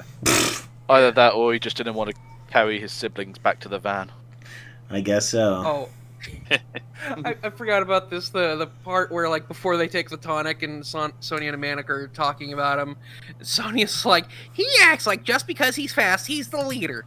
Yeah, I wonder what could have given Sonic the idea that he's the leader of the Sonic Underground. Yeah, duh. I mean, why do you think the show is called Sonic Underground? Yeah. Oh, that's a meta reference. But is there an actual band called Sonic Underground in Yes, universe? it is. Oh, then there you Yes, go. it is. Yep. Then she has no excuse. No. Nah, it needs to be the Sonya Underground. Yeah. No, it should be the Manic Underground. That's more better. Actually, should be named after the mother, Queen Elena, in her honor. But No. It needs to. No, it needs to be like the Oracle Underground. oh, favorite character. He hasn't shown up anymore. What a shame. Yeah, Oh, don't Triple's worry, he'll turn on up. the throne to wait. So I'm the fucking leader of this gang now. Oracle Underground. Release the more cowbell. I saw him in the new Dune as the Emperor. There you go. There was also like when Sonic like does catch up to Sonya and Manic, and he like tries to make a deal with Sleet and Dingo. He's like, "You hand over my siblings, and I'll give you the Sonic Tonic." And Sleet is like in the process of explaining, "Oh, we don't want that," and Sonic like interrupts him. He's like, "All right, Plan B." I love that, yeah. That's one of the rare moments I actually use the fact he's impatient and fast, yeah. Like he doesn't even wait for the evil plan to talk. Like just straight keeps going. That was a great it's moment, just yeah. like, yeah, Robotnik doesn't need it. Shut up, Sleet. He doesn't even call him say shut up, he just immediately changes the subject. Yeah, I know. It's just Yeah, I love that, yeah. That was great. That was a nice moment. Also, if you think about it, technically Robotnik saves the Hanging Gardens because it was Sonic that revived all the plants. The irony. They might as well rename this episode Robotnik the Idiot. Well, every episode's That could be one, like- named that. That one ProZD skit of the villain who only does unintentionally helpful things. You fixed my shoulder. God damn it! Or like when the villain takes over the world and it accidentally fixes the economy. There you go. Yeah.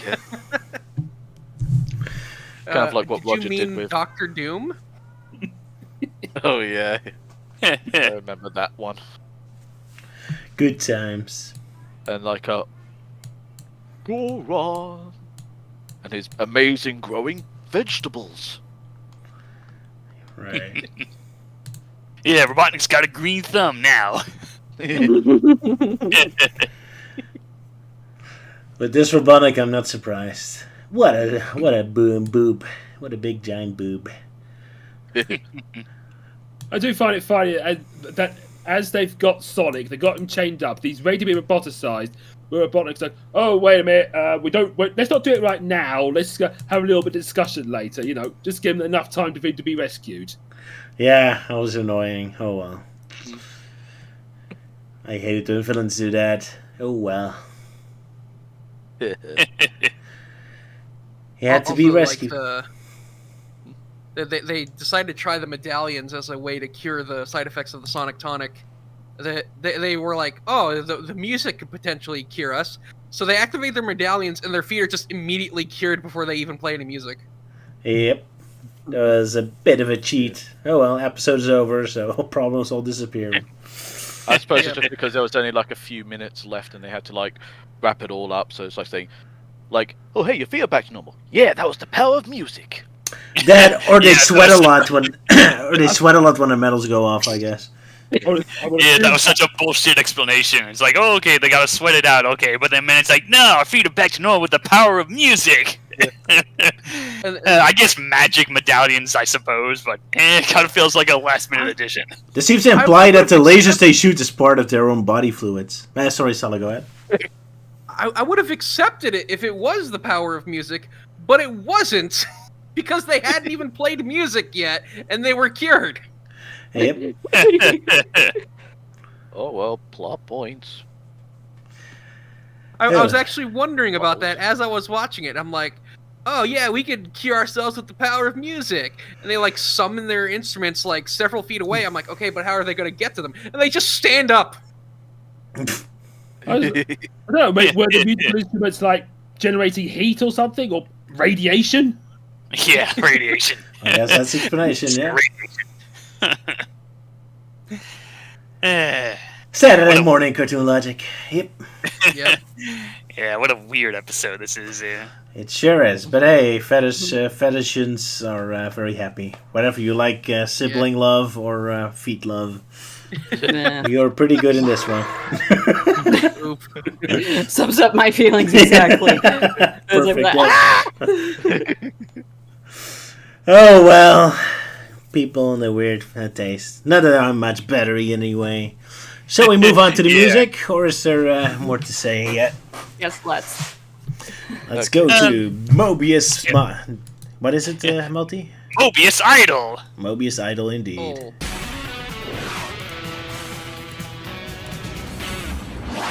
There Do we go. you have the thumbnail this time, Roger? Yeah, he does. It should be, as soon as it updates. As in the stream catching up. Yes!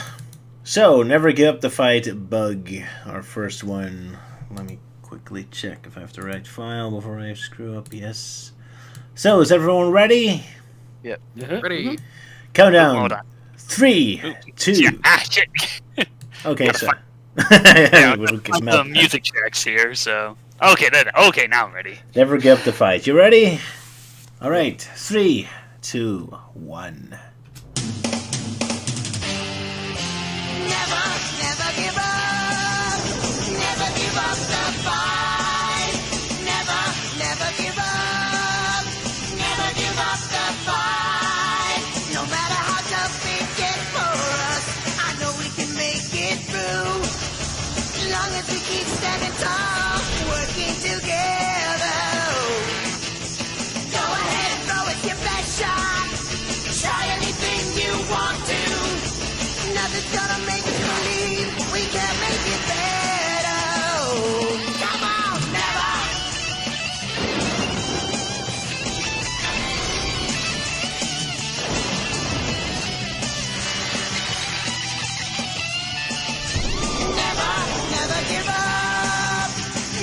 give up the fight. Never, never give up. Never give up the fight. We'll never give up the fight. Never give up the fight. We'll never give up the fight.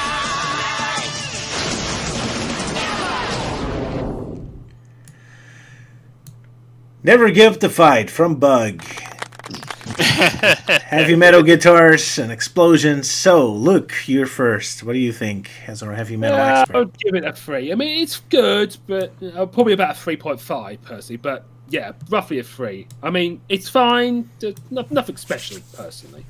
Fair enough. Sala, your thoughts? Really like this one. The lyrics are a little too cheesy, but it just sounds so good. So I'm willing to give this one a 4. Alrighty. Melty, your thoughts? Okay, I'm unmuted. Let's see, my thoughts. Maybe I'm being a bit too generous, but I'll give it a 5. Wow, okay. Yeah, and I just really love this song, like upbeat energy and, epic guitar. So, that was my jam back in my days when Sonic used to be into that with adventure games. Yeah. The lyrics are, okay. But, yeah, I just really love the beat of this song. Alright, fair enough. Euan, your thoughts? I think I'll give it a 4 because a good beat to it and such. Lyrics are obviously passable, so that's obviously why it gets a bit of a lower score. Fair enough. For me, barely gets a 4. It's kind of a free song, but I love the guitar solo and all the random explosion sound effects kind of make me laugh. But yeah, the lyrics had nothing to do with the episode, so it's kind of random. It's kind of generic, yeah. Oh well. Liz, your thoughts? Giving it a 4 as well. Alright. Yeah, it's a really decent song. I really like the instrumental music and the guitar solo. And the lyrics are passable, Fair enough. So yeah, I'm giving it a 4. And I believe that is a total of 24 points. Yeah. It is indeed. 4 in general, with 1 3 and 1 5 to cancel each other out. Interesting. Then we shall move on to Sonic Tonic. I wish I could go faster. Yeah. Quite surprisingly, though, that this is the first clean track we've had since Wedding Bell Blues from almost 4 months ago. Yeah, so this is from an album without sound effects from the episode. Yeah. Lucky us. Alrighty then. Everyone ready? Yep. 3, 2... Hold on. Melty. As usual, Melty. Sorry, Rhino's just kind of getting on my nerves here. Okay, now I'm ready. Alrighty. 3, 2, 1.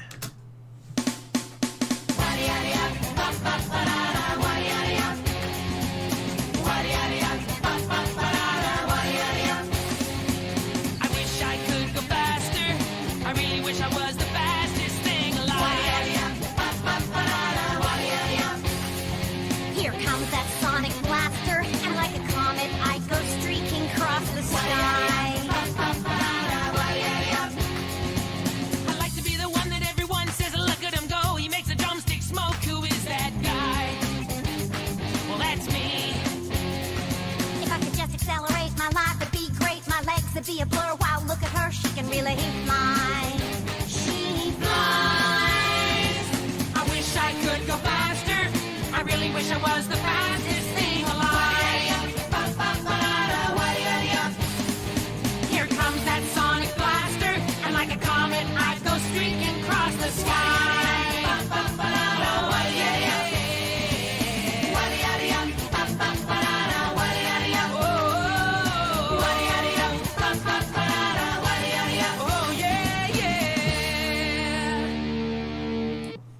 Ah, 2000s goodness. Alright. Who is first? Euan, you first. Okie dokie. I think I might give this one a, You prefer someone else to go first? Well, I might... I'm just in debate, should it be either a 4 or 5? That's kind of where I am at the moment. And what's keeping it down? The don't know really. That's why I'm just like, maybe it should be a 4, but I don't know why it should be a 4.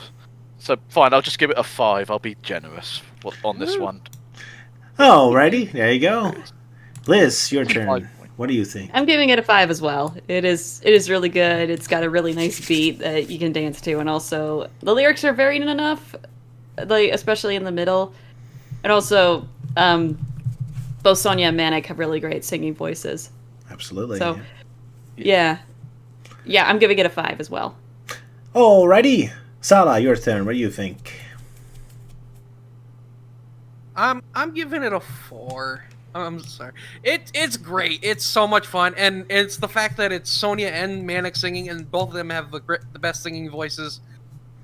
I just don't know. I love it, but I can't quite give it a 5. It's so good though.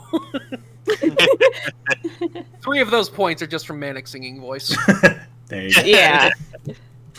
That really helps. Yeah. Luke, your thoughts. Yeah, I'll give it a 4. I really liked it. It makes you think of Umbop by Hanson, or now with blonde wings. And I love the solo singing voices as well. Alrighty. Kind of wondered why it sounded familiar to a song. Yeah, it is. It does have a handsome song to it. That's a very nice observation you made. Melty, your turn. What do you think? Oh geez, this song. I think out of all the songs so far, this is the one I've had the hardest to try and give it a ranking. So, well, first I'll talk about my thoughts. So, the song is nice. I definitely liked how this is a song that's solely dedicated to just Manic and Sonya, because I kind of consider them as the better singing, at least the characters with the better singing voices. And it has a nice beat to it. The whole yada yada yada ba ba. That I think I kind of was a bit annoyed at first, but I soon got over it. Like, okay, it's not as bad. So. Alright, so my ranking, I think I was going to give it a 3, but I'll bump it up to a 4. Yeah, 4 will be fair, yeah. Alrighty then. I think I'll also go for a 5. I love yes, Sala, go ahead. No, that was me. I said you, Roger.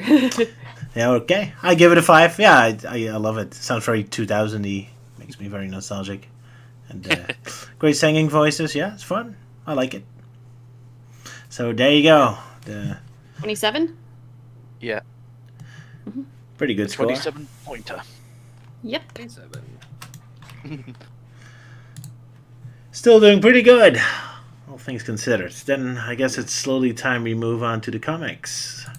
But first, we have one more meme to go. Let's see, who was the other winner? That was...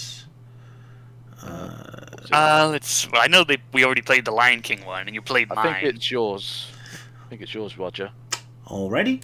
Hedgehog, come in! Where are they heading? I repeat, where are the hedgehogs heading? Hey everyone, Milton Man234 here with another Archie Sonic review. Well, here's something different. Welcome to another Archie Sonic review and an episode of Forgotten Media, where I review and talk about some Archie Sonic comics you may or may not have heard of. And that was my stupid meme.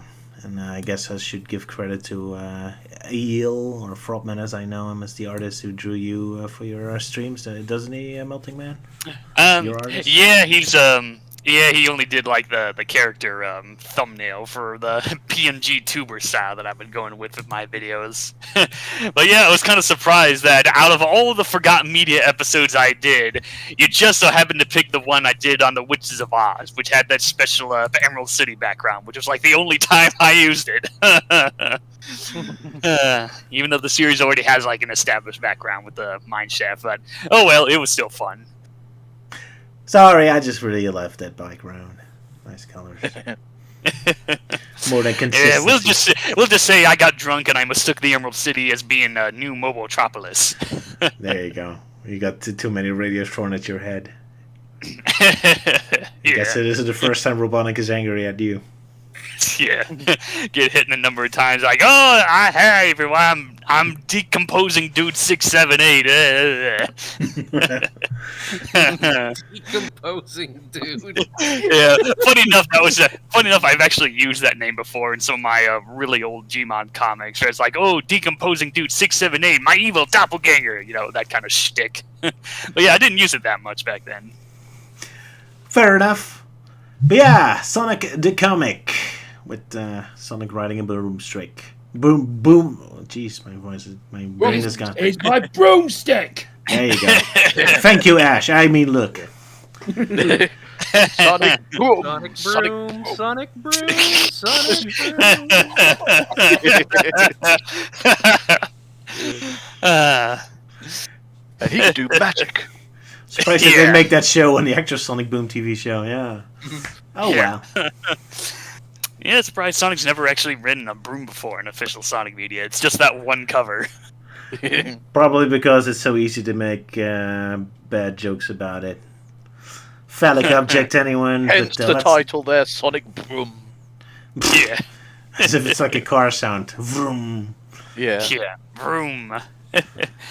As well as some bad puns. It's like, hey, don't mean to brush you off.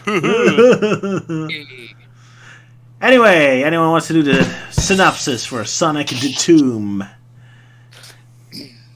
I can do it. Sure. Sala, you're Oh, first. wait, You and you already did- been. What is it? Sala can go if he wants to. All right, cool. When we've last left off, so Sonic is still with the Chaotix in the Special Zone, and they still have Super Sonic frozen, quote unquote, frozen in the Omniviewer. Although the Omniviewer itself has not quite frozen time as it believed it had, but rather only slowed it down. So Super Sonic will eventually escape. Sonic contacts the Freedom Fighters on Mobius to give them a brief update on what's going on, before Espio interrupts the call and lets them know that they have spotted the black asteroid, not the black comet, but the black asteroid, which was apparently a mine on Mobius, and somehow now isn't on Mobius. But anyways, they decide that they could just put the Omniviewer inside the comet, or the asteroid, deep inside, and then set off a bomb to seal away all of the entrances. So he's effectively trapping Supersonic, but very few of them believe this will actually work. But they gotta do it anyway. Meanwhile, Fang the Sniper has shrunk himself and snuck onto their ship, and unshrinks himself in order to take them all by surprise and then shrink them. He captures the Chaotix inside of a sphere, inside the orb.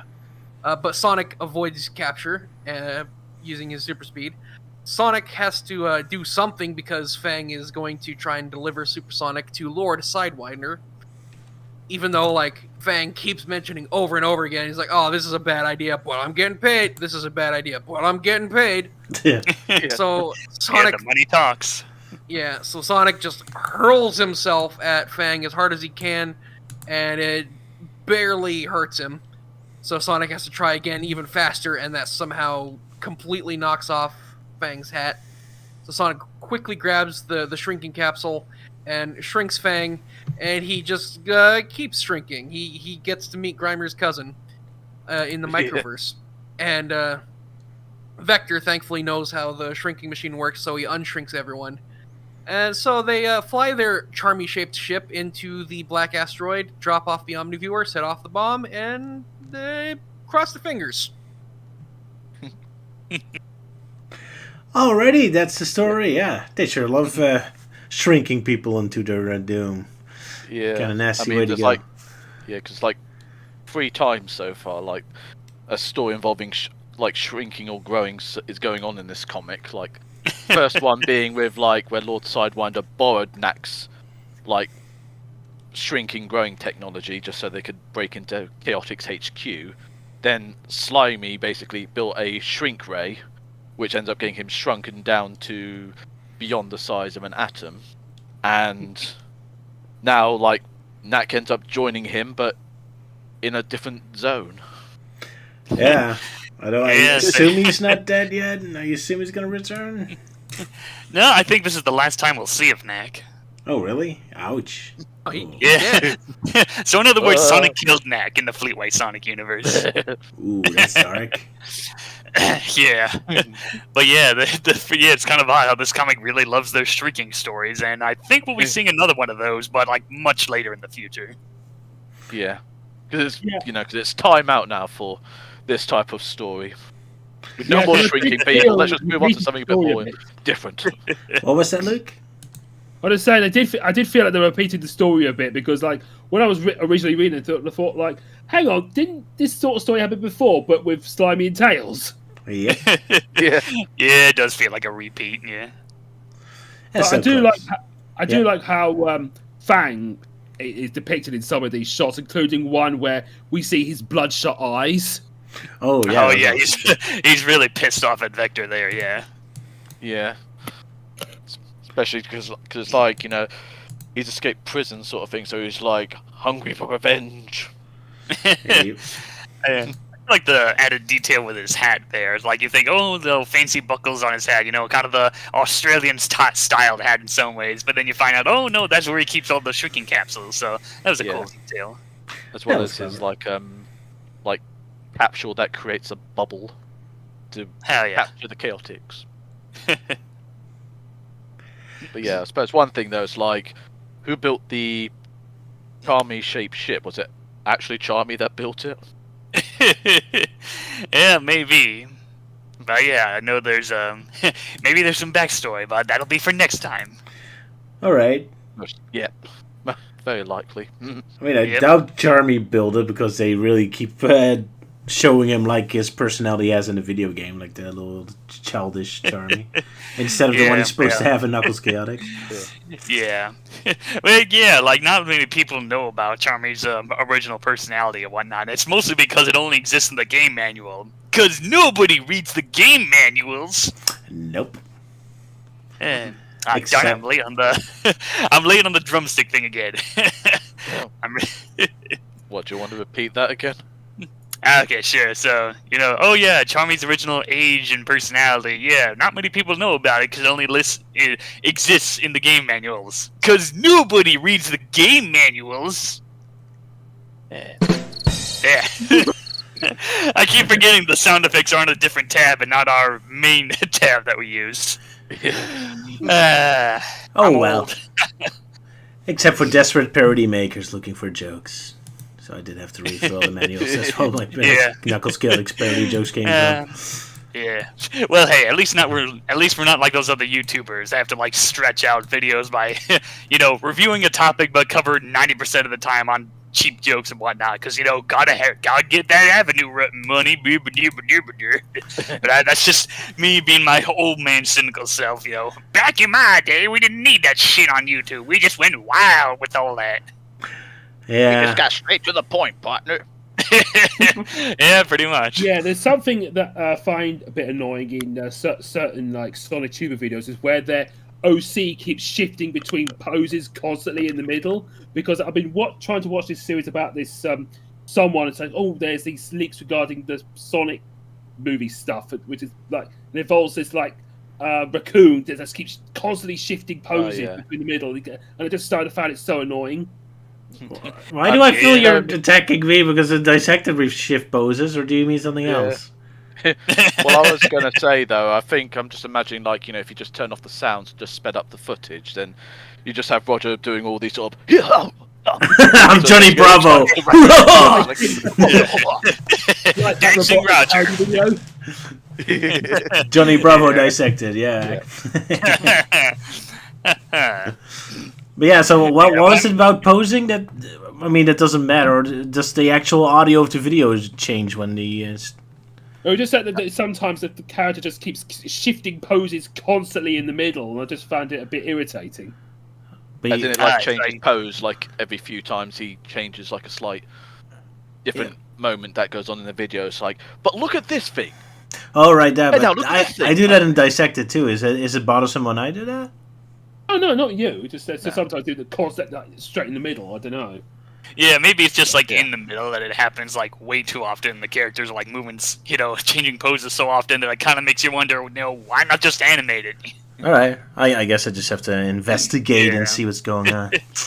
Yeah, that PNG tuber style. Like, I'm in that same boat as well, but like with me, I only have like two the guy, he designed like 2 poses for me, and different facial expressions. Some of them I actually edited myself, like the scared or the sad one that I've sometimes used.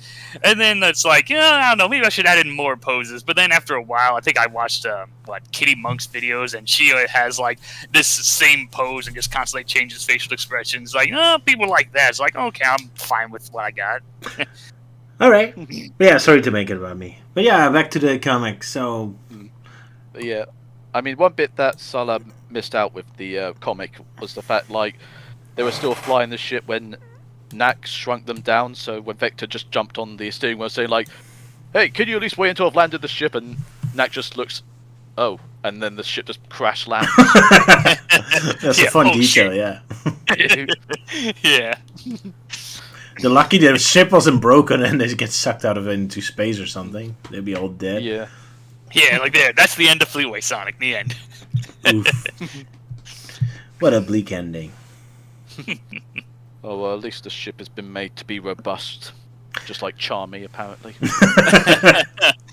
Yeah, apparently, yeah, they both got those, kind of iron heads. Haha. Indeed.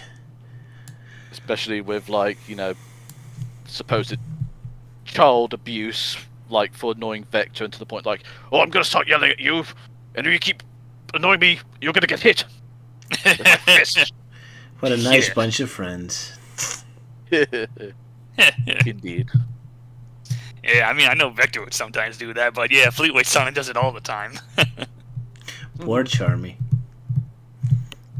Or not. Right. I don't know, I feel like no one likes Charmy. Maybe he has his fans, but I don't really see that many of them. Poor Charmy. I know someone who used to watch Dissected too, so they exist. I like Charmy. And Elise. There you go. Alright, at least he's got one fan, yeah. Yeah, I especially like him in Sonic X just because he's so funny in that one. Yeah, I warmed up a little bit to him now, but at first I hate him, too, I have to admit.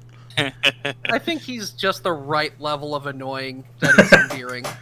I mean, I guess it helps you have Vector and Espio around him who kind of like are nice foil to him. If everyone had that kind of energy, it would be very annoying, yeah, but kind of Vector and Espio keep him down, I suppose.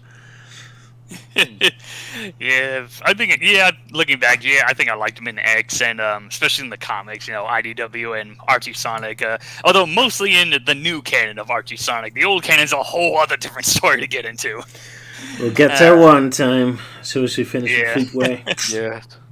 Yeah, it depends if we're still going with the original plan about taking a break from Fleetway, but we'll see.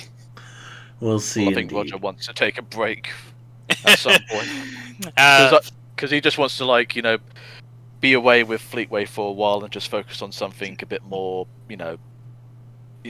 simpler. If that makes more sense.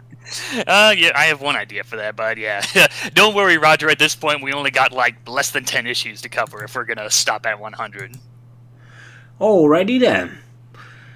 But anyway, shall we move on to the next story, or do we have more to say about the death of Fang? Poor guy. I guess that's why it's called The Tomb. Jeez. Yeah, this place will be your tomb, Nak. Yeah. Yeah.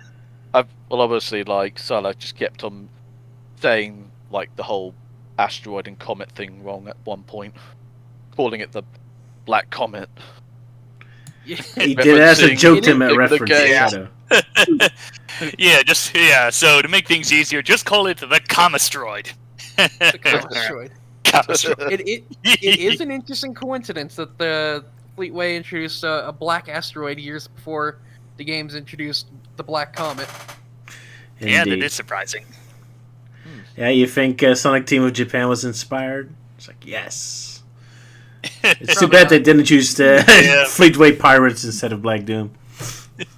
Yeah, probably not, because, I'm pretty sure Sega, doesn't know anything about Fleetway Sonic. Probably not, no. Right, let's move on to A New Hope. Speaking of Star Wars references, jeez. Yeah. So, anyone wants to do a synopsis of Tails Gets Hit by the Crotch, the comic? or maybe it's... I know, since you brought it up, maybe you can do it. I guess so. Yeah, I want to do the other one, Secret Weapon. Fair enough. Luke gets the next one, and it's my turn. Right, so Sonic and friends... Oh, sorry, Sonic is still stuck in the special zone, so his friend, the Freedom Fighters without Sonic, are fighting random badniks for no reason. And they really hate Tails, so they immediately kick him in the crotch. And poor guy immediately falls down. And Amy comes to check out if he's okay, but she gets grabbed by a random flying robot, and everyone is helpless to help.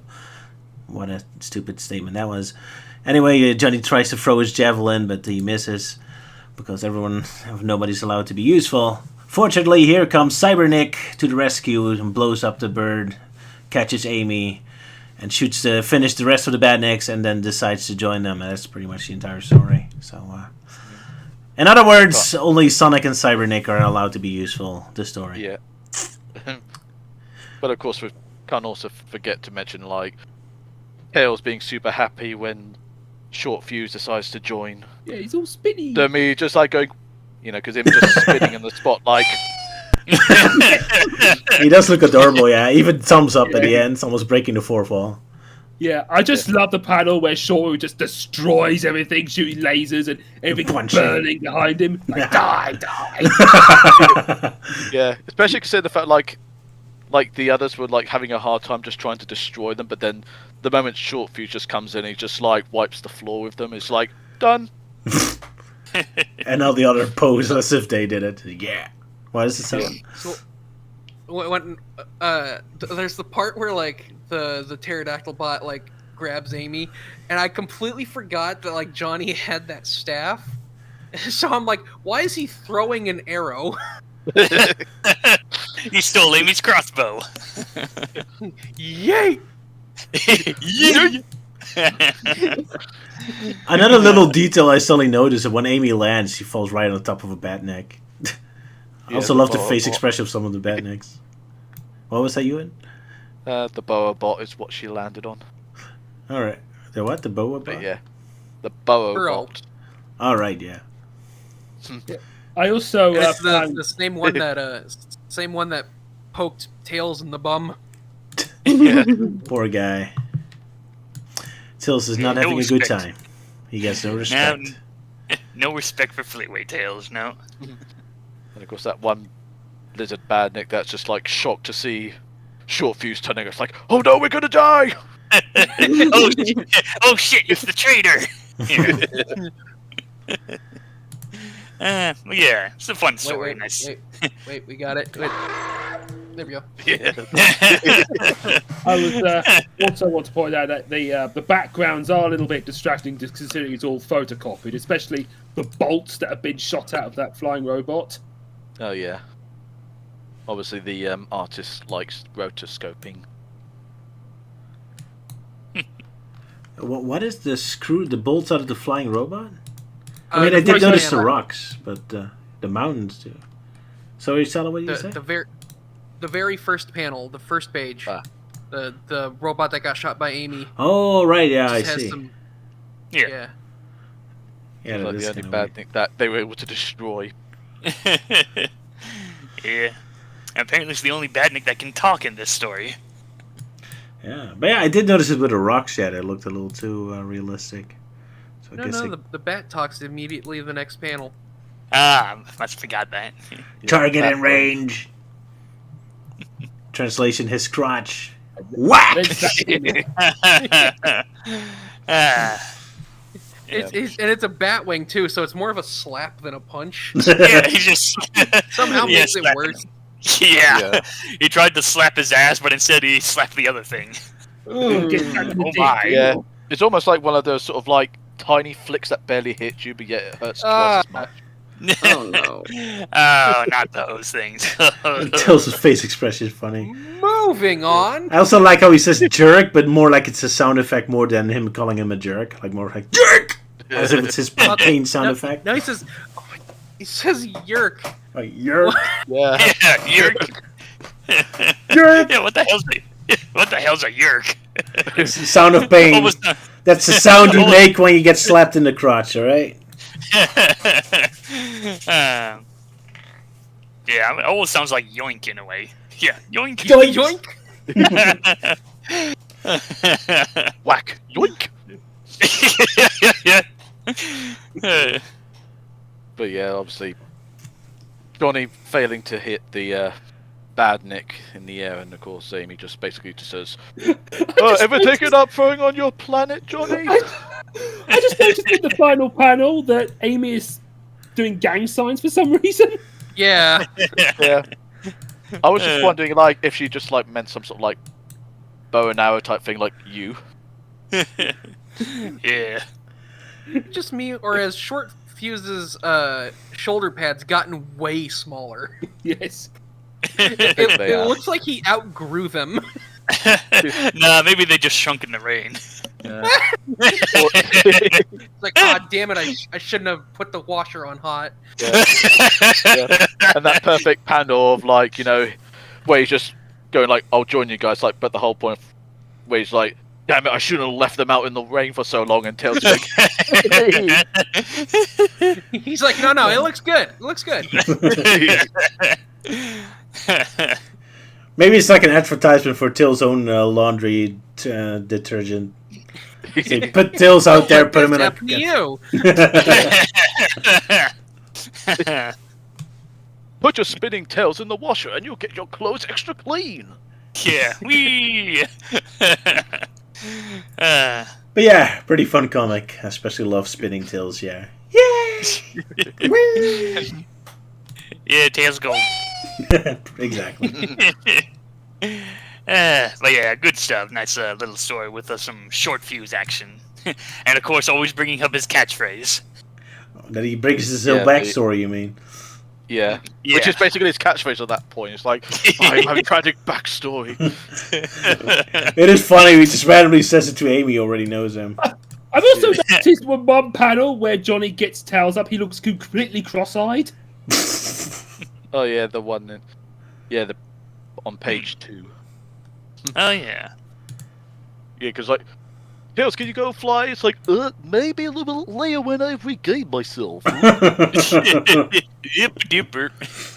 It's funny because like he's making that expression when he's getting slapped in the crotch, and then like his expression is normal for a few panels, and then he just goes back to that. He's like, "Oh no, you expect me to work? I'm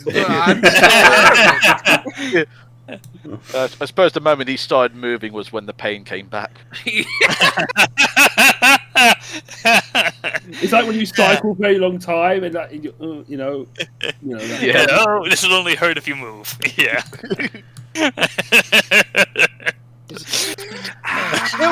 Tails, you're gonna go catch him. Okay. Oh, maybe not. Oh, give me a few minutes, please. The world is still spinning. I'm gonna sit right back down. Poor Tails, he's not having a good day here. Yeah. Now that I look at that panel, it almost looks like he's trying to sit back down. Yeah, trying to pull out. Like, no, I need to sit down. My ass is hurting. Yeah. Sitting here.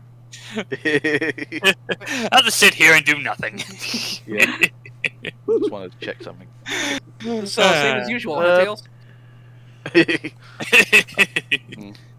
Just having a quick check with Johnny's jacket of the Sonic symbol, and Sonic apparently has no pupils. Oh my god. Oh wow. Yeah. Now he's on And Team no Sonic nose. Zombie. Yeah. Oh, maybe he does have pupils, but they're all up there, like he's staring up, like in a weird way. Like, yeah. "Ooh?" Oh yeah. Oh Johnny, you idiot. Yeah. Oh, he's rolling his eyes. Yeah. Yeah. Yeah. Oh, Johnny, you suck at throwing. Yeah, like his logo is reacting what he's doing. Yeah. Yeah. This is why no one likes you, Johnny. Yeah, wasted your weapon there. But it's kind of funny. Like, I'm just looking at the moment when like Amy gets captured by the bad Nick, and like Johnny fails to hit it with his like staff, but yet during that entire time, Tails just quietly just points at her getting taken away. It's like, oh look, she's getting taken away. Johnny, look, Johnny, look, Johnny, look. Johnny, what?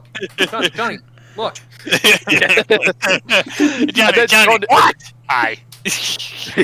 Yeah, and then Johnny does it as well. It's like, Tails, look up there. Yeah, she's up there. Yeah. Yeah, I just realised that after Johnny threw his stuff, he somehow has another one. I don't know if he has like more than one. Or you just gonna rely on the Amy's Pico hammer logic, where it just magically appears again. Or he threw so badly and just lay right next to him again. No, it acts like a boomerang. Yeah, why not? Oh my god! Now that I'm looking at those two panels, with like the way that Johnny is posing and whatnot, it almost looks like that one like cutscene from Hotel Mario. You know, get ready to catch her. She's not coming down. She's up there.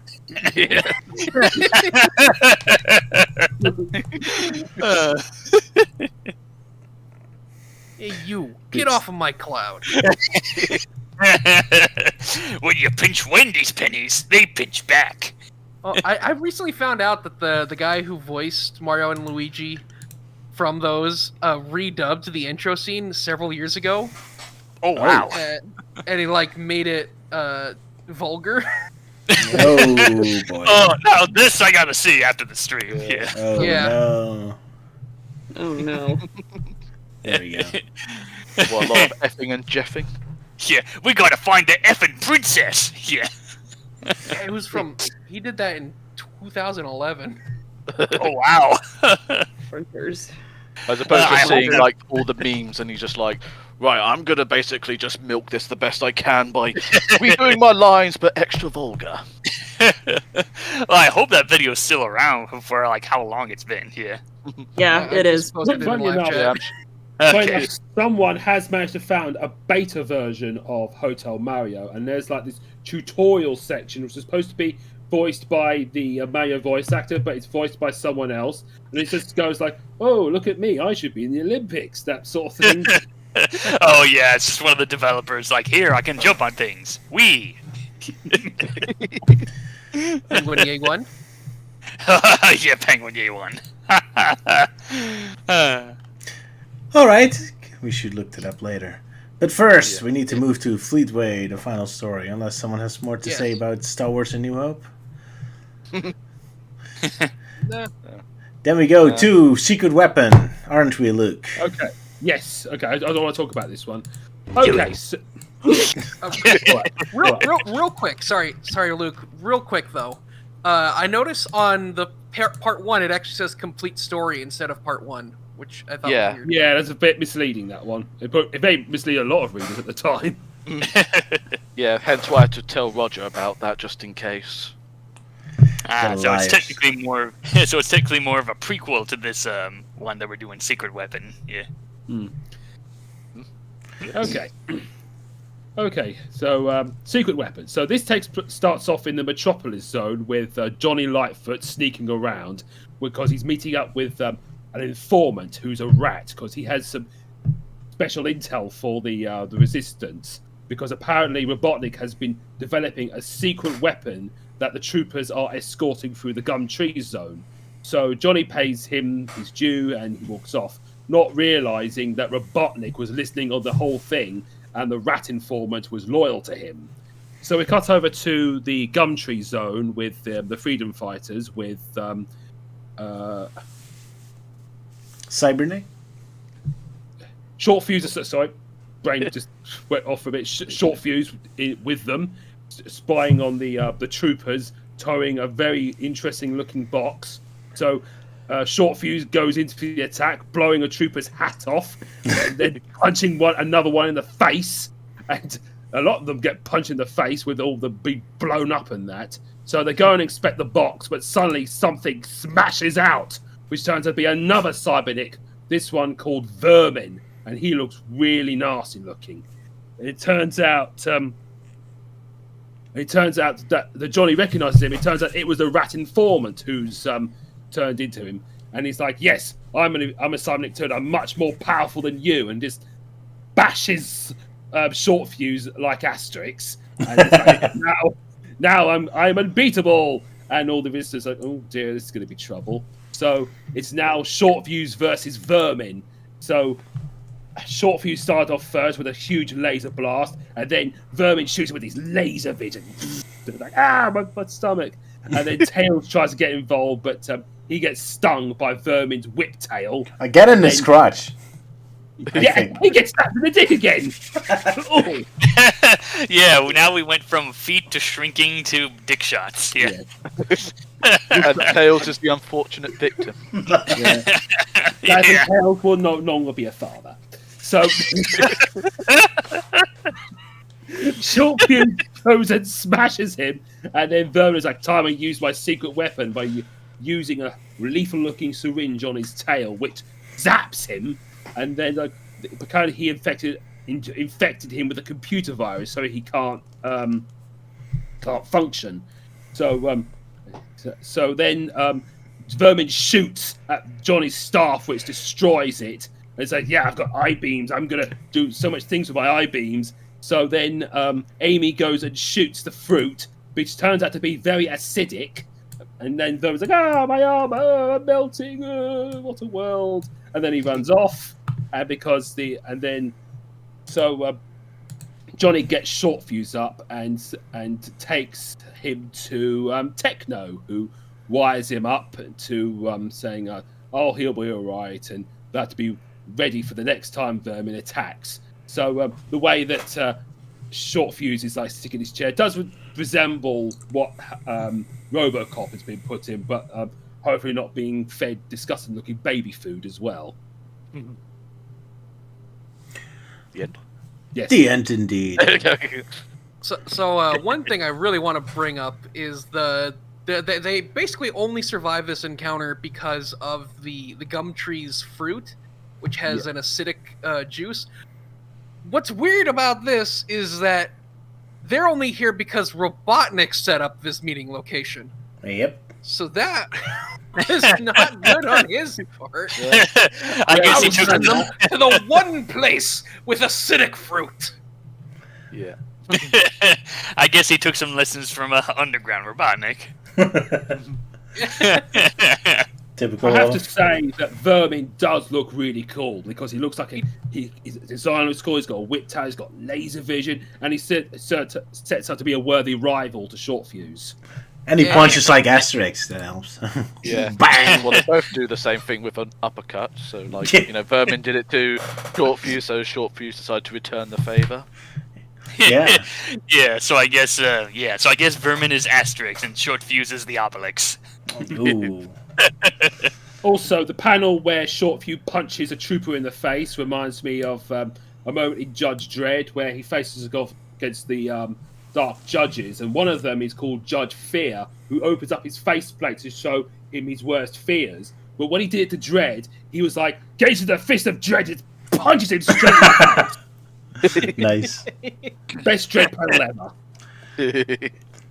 I gotta say, I really love the art here. I mean, the colors are amazing. I love the settings too and the characters. But yeah, Sala, go ahead. Sorry.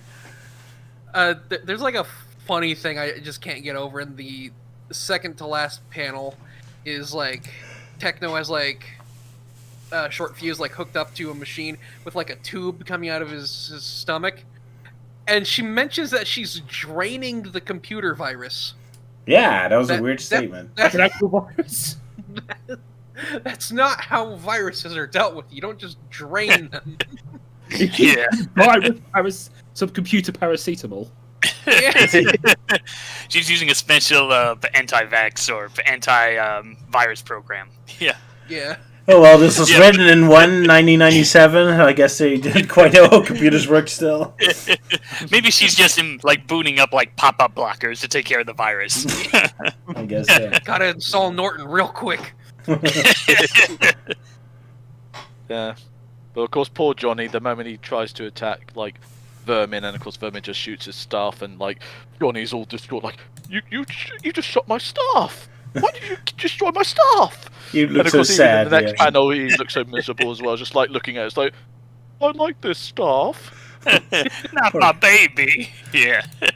I'll get another one. Poor Johnny, he gets no respect. Oh well, at least he looks kind of cool at the beginning when he was in his trench coat, or in his Jedi cloak, I guess. Yeah, jacket and, thing, and I think his aim is actually improving with throwing his staff, although granted he's a bit closer, as he manages to throw it right in the trooper's head.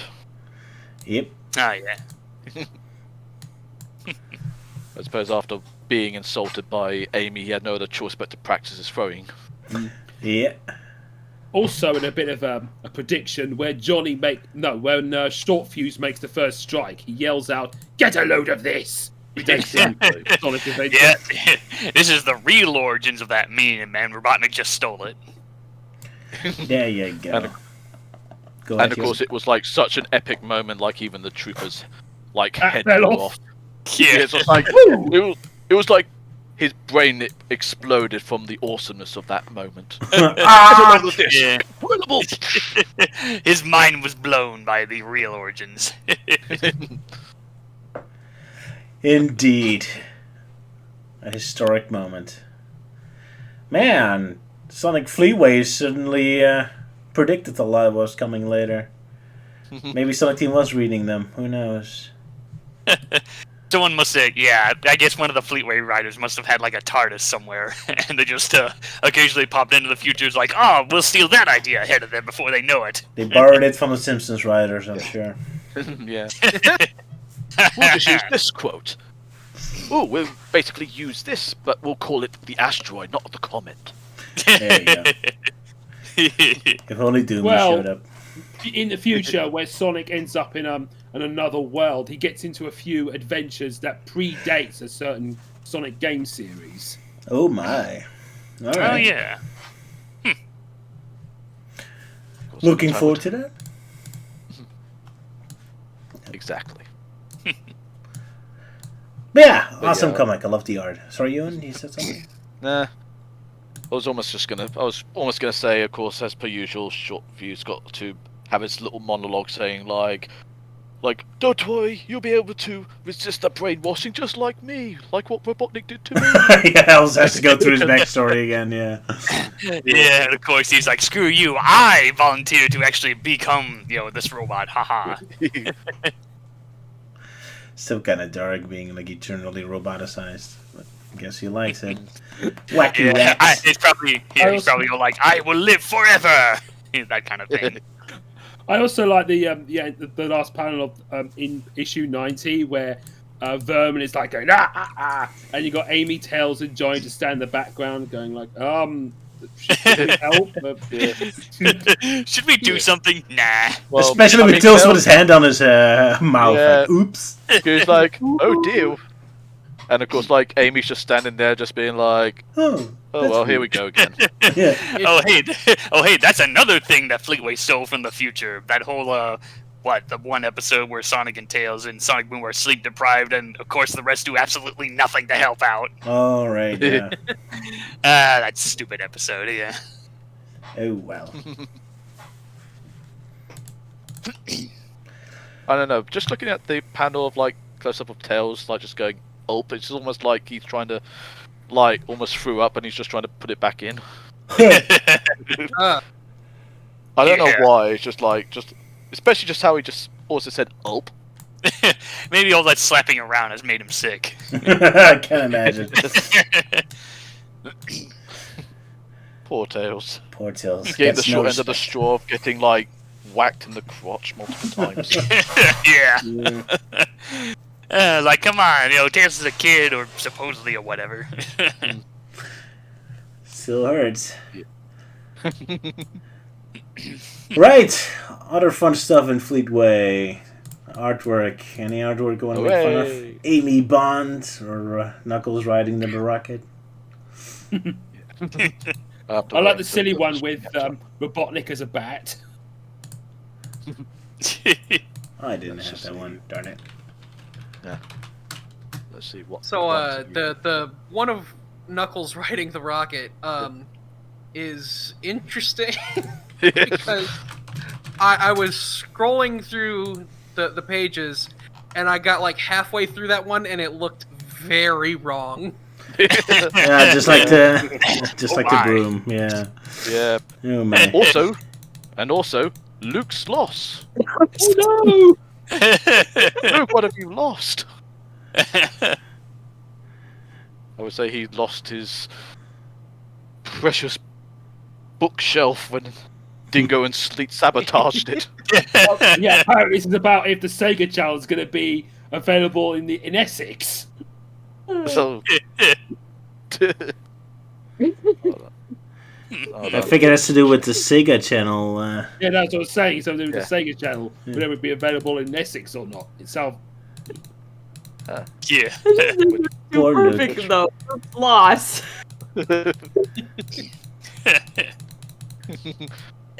But yeah, poor Luke. Sorry. Gets no respect. Oh yeah, we're looking through the Halloween ones, and of course, like a very interesting design for the Frankenstein Tales creation. Yeah. Like, what's that orange stuff over his head? Is that like supposed to be just clouds, or is that hair? I think maybe that's his tails. Oh yeah.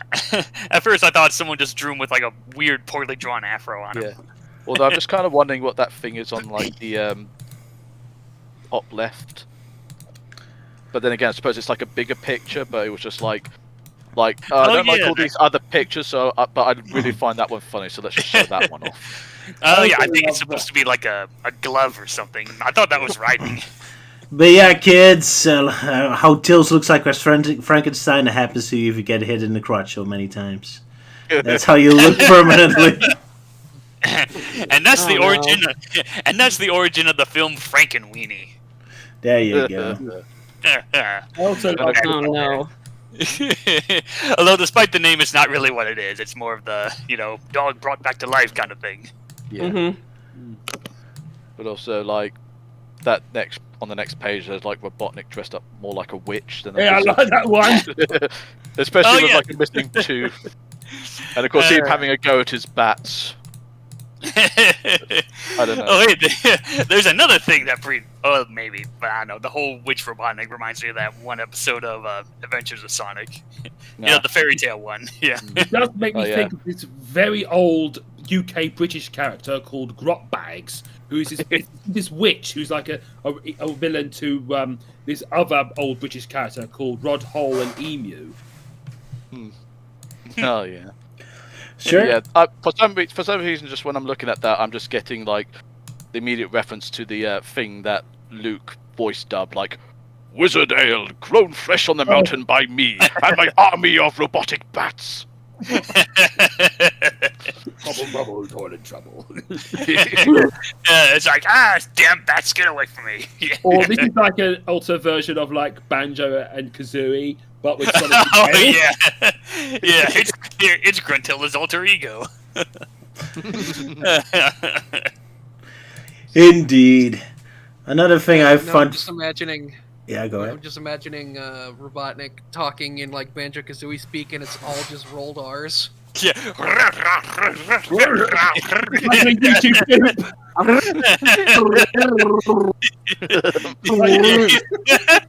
Robotnik going old Chewbacca. Yeah. That'd be something. Like YouTube boots where like Robotnik's speech was messed around a bit. It just goes.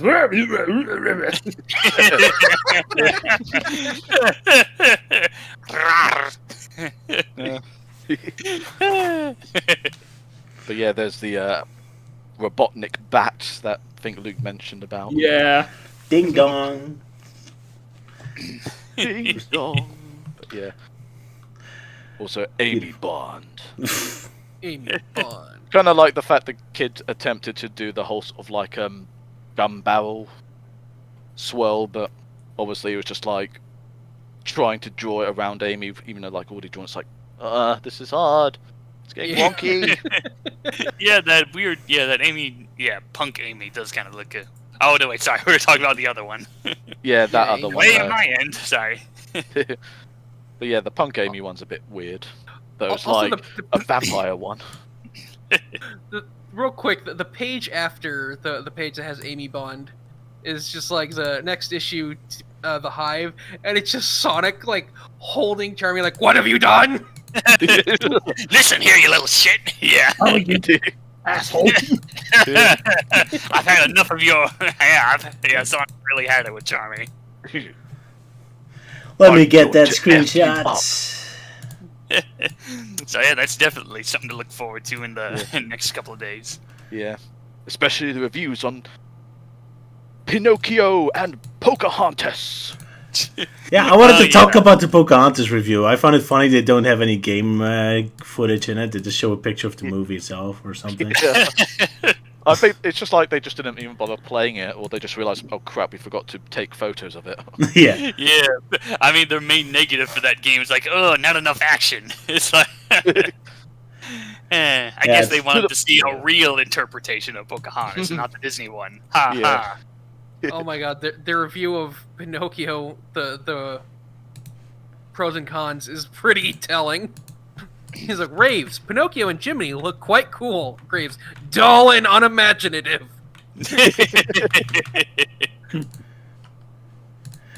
And it's kind of fun to like say that, and yet one of the screenshots they show is like It's like Pinocchio on a minecart that's about to do a loop-de-loop.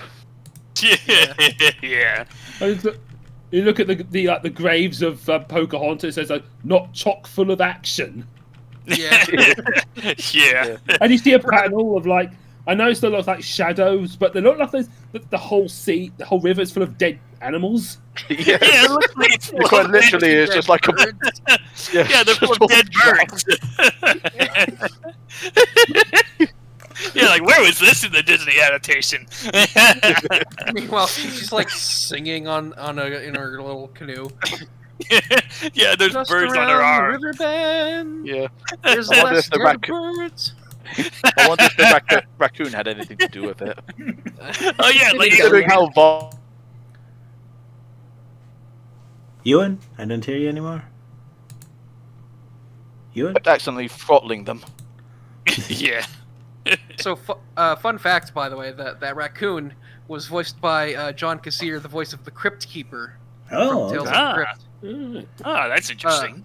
He was also the original and, in my opinion, best and most comic accurate version of Deadpool. Oh, alright. I think the raccoon's name is Miko. It is Yeah, Miko. Yeah. But I just haven't watched There's too many shows starting with P. Like, I haven't watched Pocahontas since like I don't know, in like the late 90s. So obviously I kind of forgot the names of most of the characters. Man, I think the last time I saw Disney's Pocahontas was the DVD version where they added in a song ballad between Pocahontas and John Smith. We're like near the end of the film. I remember when I first watched Pocahontas, and I remember being really creeped out by Grandmother Willow because you got this talking 3D old lady face in a tree. Yeah.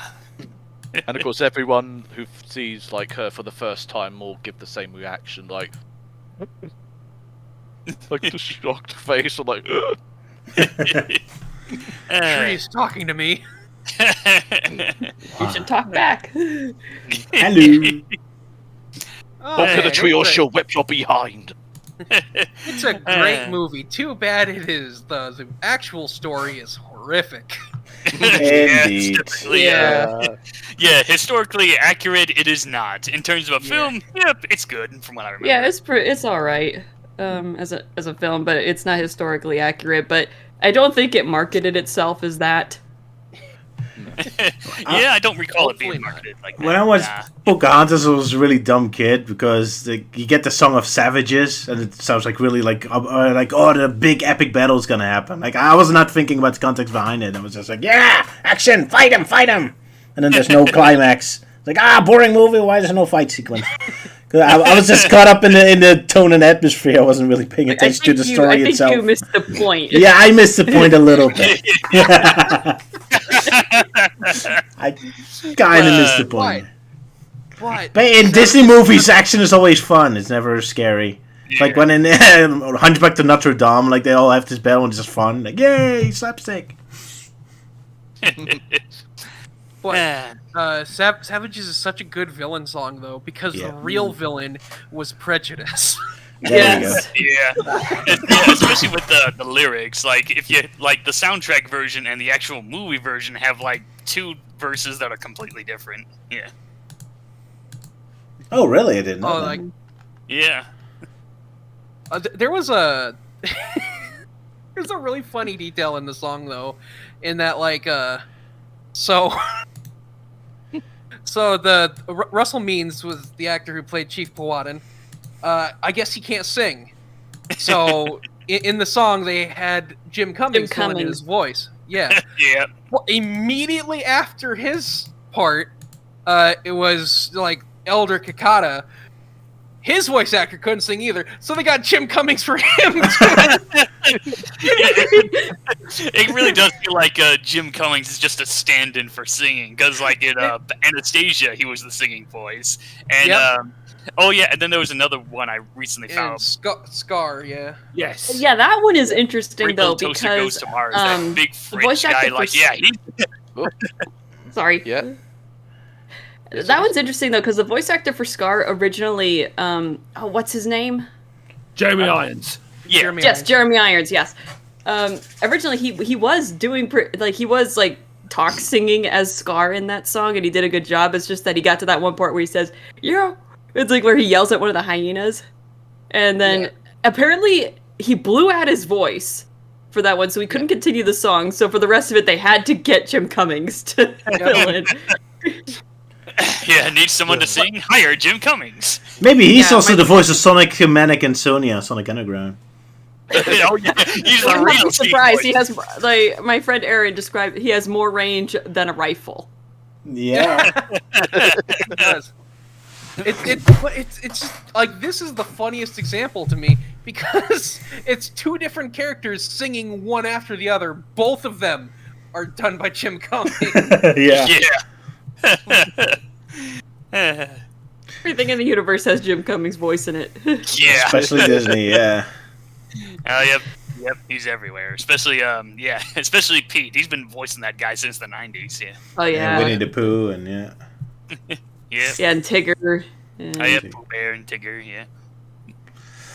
Yeah, some range, definitely. And Darkwing Duck, yeah, the 90s is pretty much Jim Cummings Disney. Yeah, it'd be probably quicker to name characters that weren't voiced by Jim Cummings in the 90s. Yeah. Rob Paulson. Oh, like Disney's Pinocchio. He wasn't in that, yeah. Yeah, that's because it's from the 30s, 40s?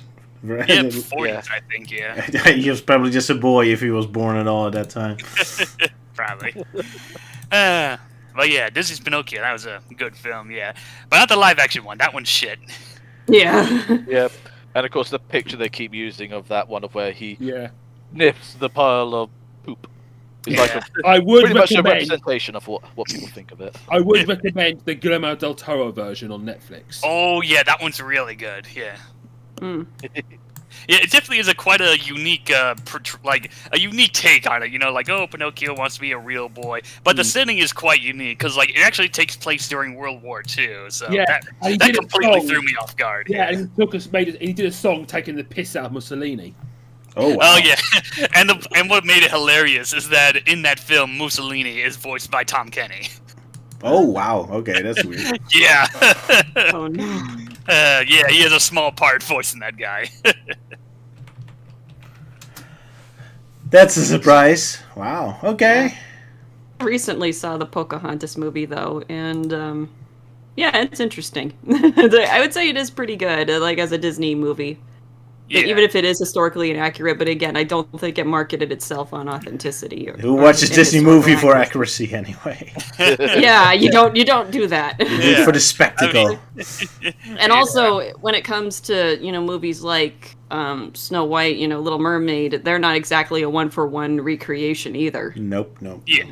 So, which I don't mind. I don't mind if they take a lighter tone or they, like in some of those movies. In fact, I kind of like it, but.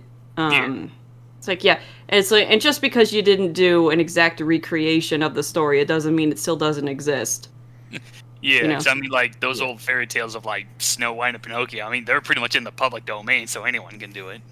Yeah. Yep.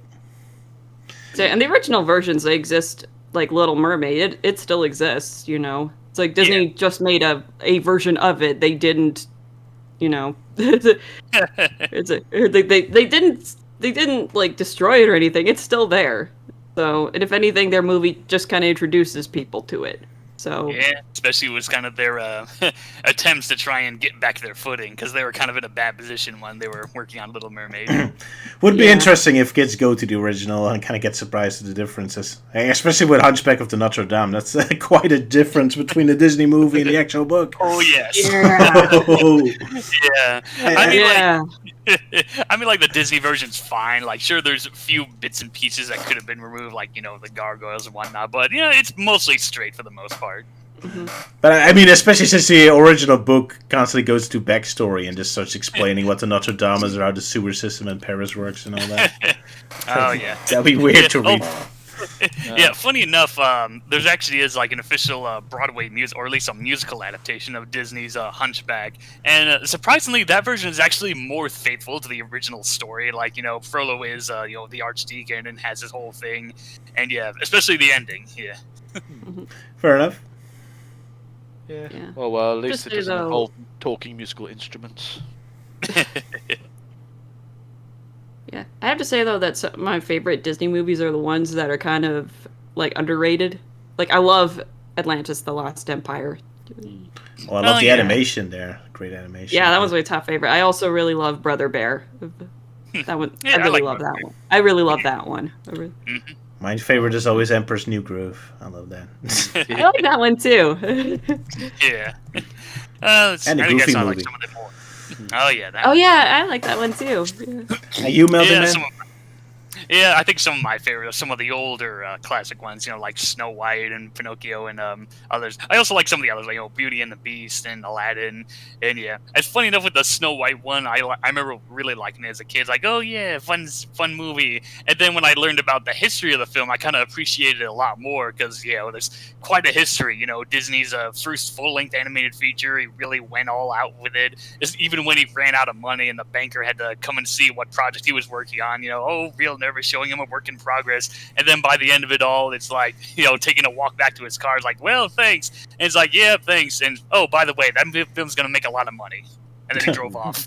I think my So, favorite yeah. would would have to be Aladdin, because it also has like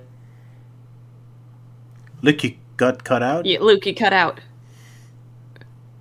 Lukey. We Give me a lost Luke. second. Oh no, Luke. Oh, that's not great. Lukey. the universe as well. It's got a sequel. There you go. animated. Luke, it's like, Luke, you cut out. So, I was gonna- why is Aladdin your favorite? I was gonna say I like Aladdin because of Oh, I get it, the exact same point. the action, has the great songs and music, but Every also time. because it has. Okay, is my internet okay? If it's working now, let's say it's got an expanded universe, cartoons, sequels, and an episode of Hercules where he teams up with Aladdin. Fair enough. Oh yeah, Yeah. that was a fun crossover. Yeah. I love Aladdin. It's a more Even when they action-packed don't- Disney one. Sorry, Euan, go ahead. Yeah. No, just saying, like, even when some of the crossovers don't make much sense. Oh, Especially with the time difference between Hercules and Aladdin. Oh yeah. Yeah. well, I guess Aladdin never makes clear when it takes place, so I guess they can cheat. Well, it's from the Arabian Nights, and actually, the original story of Aladdin takes place in China. Yep. In the original story, it doesn't take place in Arabia. So, Yeah, funny enough, I was recently watching a series of Hungarian folk tales, and they did kind of their own adaptation of Aladdin, where it was more of this guy who like gets to hell and he makes it out with this old lock, and then he like turns the key and summons a bunch of these devils, which I guess act as the genie. So yeah, it's kind of a interesting, their own take with it in different cultures. Yeah. yeah. And then, of course, we can't forget the original animated movie of Mulan. That's a really good one. Yeah. Yep. Oh yes. Good stuff. So, but yeah. Disney knows what they're doing, or at least they used to. They used Yeah. to, but Yeah, they used to know what they're doing. Yeah. Well, I mean, at least we got Once Upon a Studio. That was a good one, even if it was yeah. short. Fair enough. Yeah, I think it's just greedy corporate stuff that's going on right now. Yeah. Yeah. Like, I don't mean, blame the entire studio. I'm not one of those people who's like, oh, we can't. It's like, oh, Disney is a lost cause at this point. I'm like, no, I'm not one of those people. I just think it's that they're just taken over by people that don't care. Yeah, like, I mean- and that's got to change. So, and also, Yeah. I can't blame everybody there because you just you also have like animators and other people there who are just trying to, work. But Yeah, and of course, same deal with the gaming stuff. Like, I think recently Activision just laid off a bunch of workers. So, yeah, with that and other stuff going, yeah. So it's kind of no surprise that in terms of gaming, then, yeah, the indie markets are really rising up, especially since Toys for Bob joined that fiasco as well. Mm-hmm. What happened with Toys for Bob? They recently announced that they're going full-on indie developer now. Oh, man, makes sense. Yeah, so yeah, and after they made that announcement, a few hours later, they posted something for Crash Team Rumble. It's like, oh yeah, March 4th will be the last update for this game. So yeah, that's it. No more updates for Crash Team Rumble. Yeah, I hope they kind of go more into indie games and all that. Like, I started to lose faith in AAA games. I kind of hear disturbing information that the Sega games coming are going to be all live services stuff, like the Crazy Taxi and Jet Set Radio are going in that direction. That did not make me happy. Like, oh no, it's an arcade game. It's supposed to be short burst fun, not long, endless online games. Yeah, I mean, come on. Like with Crash, they tried doing that shit with Nitro Fuel, On the Run, and of course Crash Team Rumble, and obviously after the recent announcement, clearly that's not working for the Bandicoot, and in some ways it's only hurting the franchise. Yeah. Yep. But yeah, we'll see how that goes. Yeah. Well, in the meantime, at least we have a shitload of indie games out there. Because indie is the way to go nowadays. And also indie animations like Lackadaisy. Oh, yeah. Oh, that was great. Yeah. Amazing Digital Circus. Yeah. Yeah.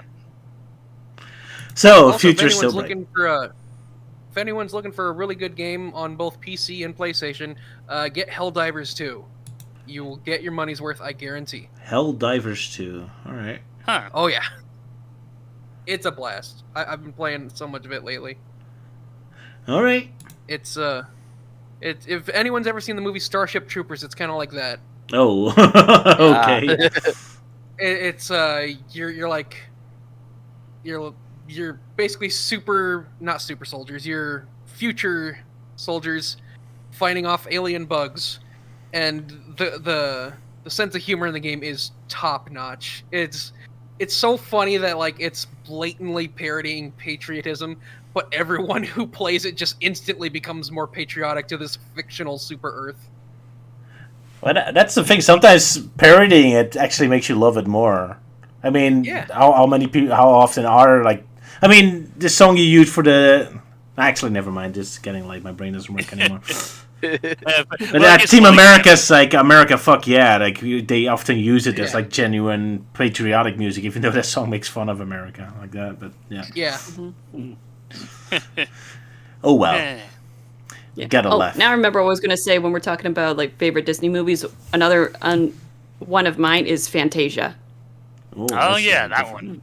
Yeah, that's definitely a film that I didn't care for that much, but nowadays I appreciate it a lot more.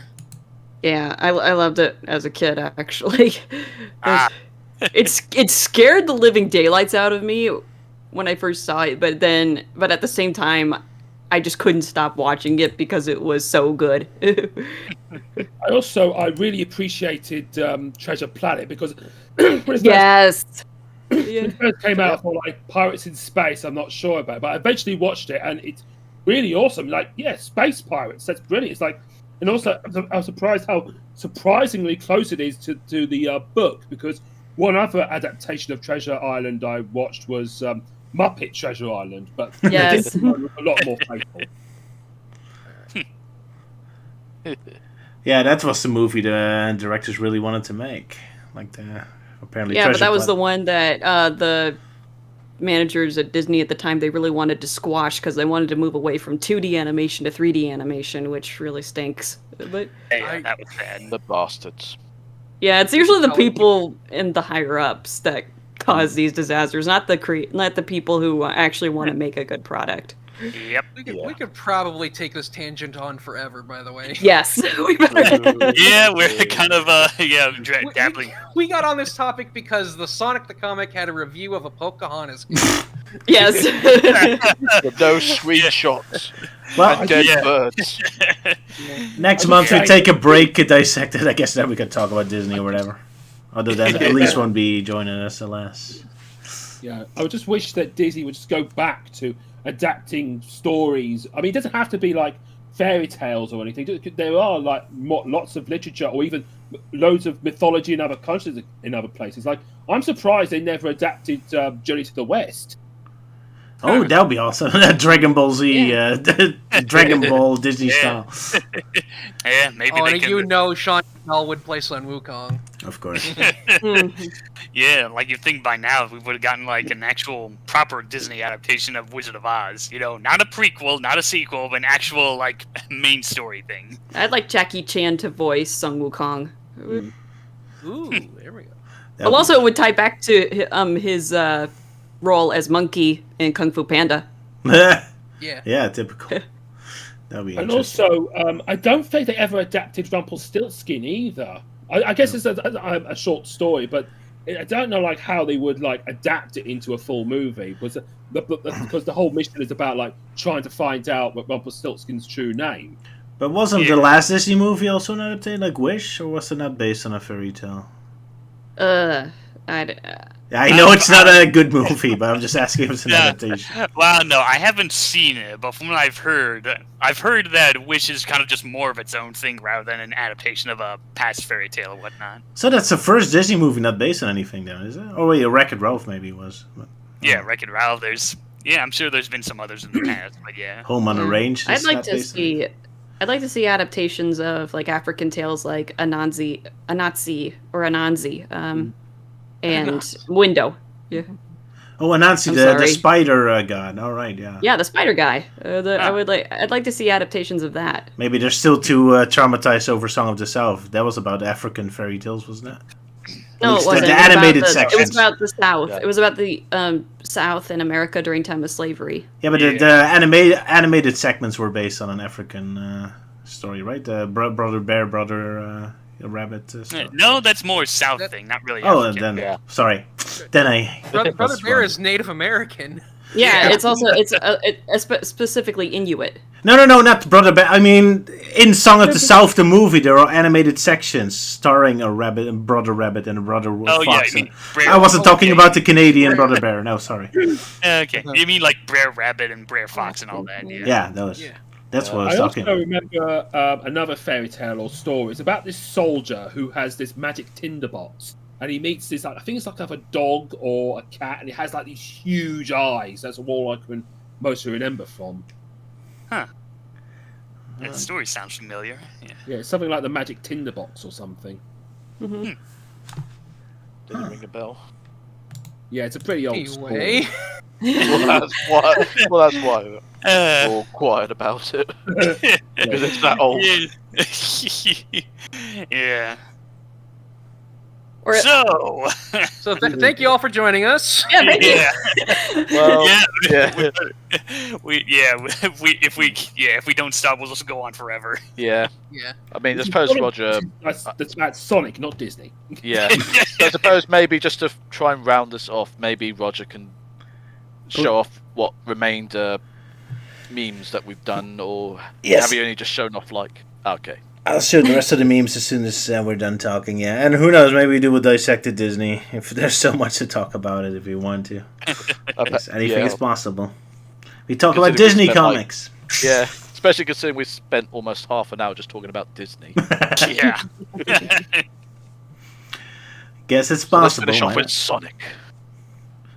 Yeah. I'm actually gonna head out, though, because I got friends waiting on me, so...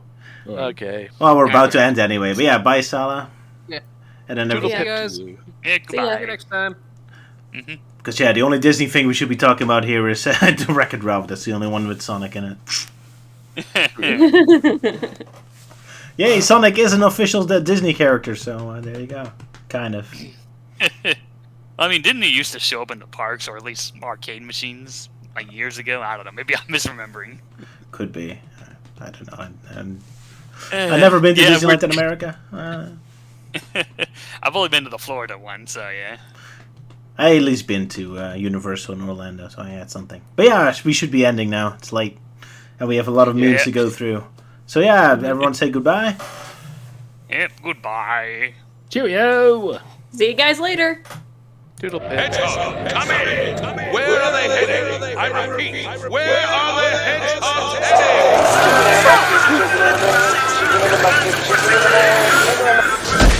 Luke, what do you think? Now, I know it's always dangerous.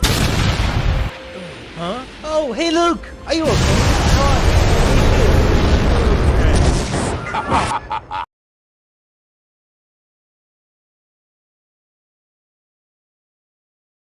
Hedgehog, come in!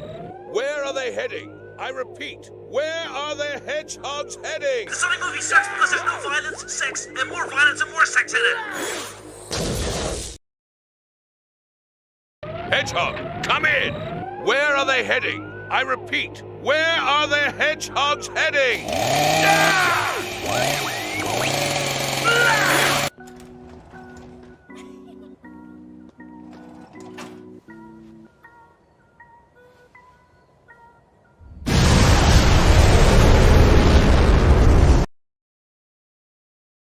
Hedgehog, come in!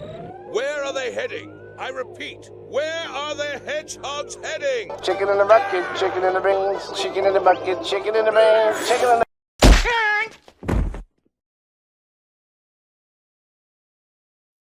Hedgehog, come in! Where are they heading? I repeat, where are the hedgehogs heading?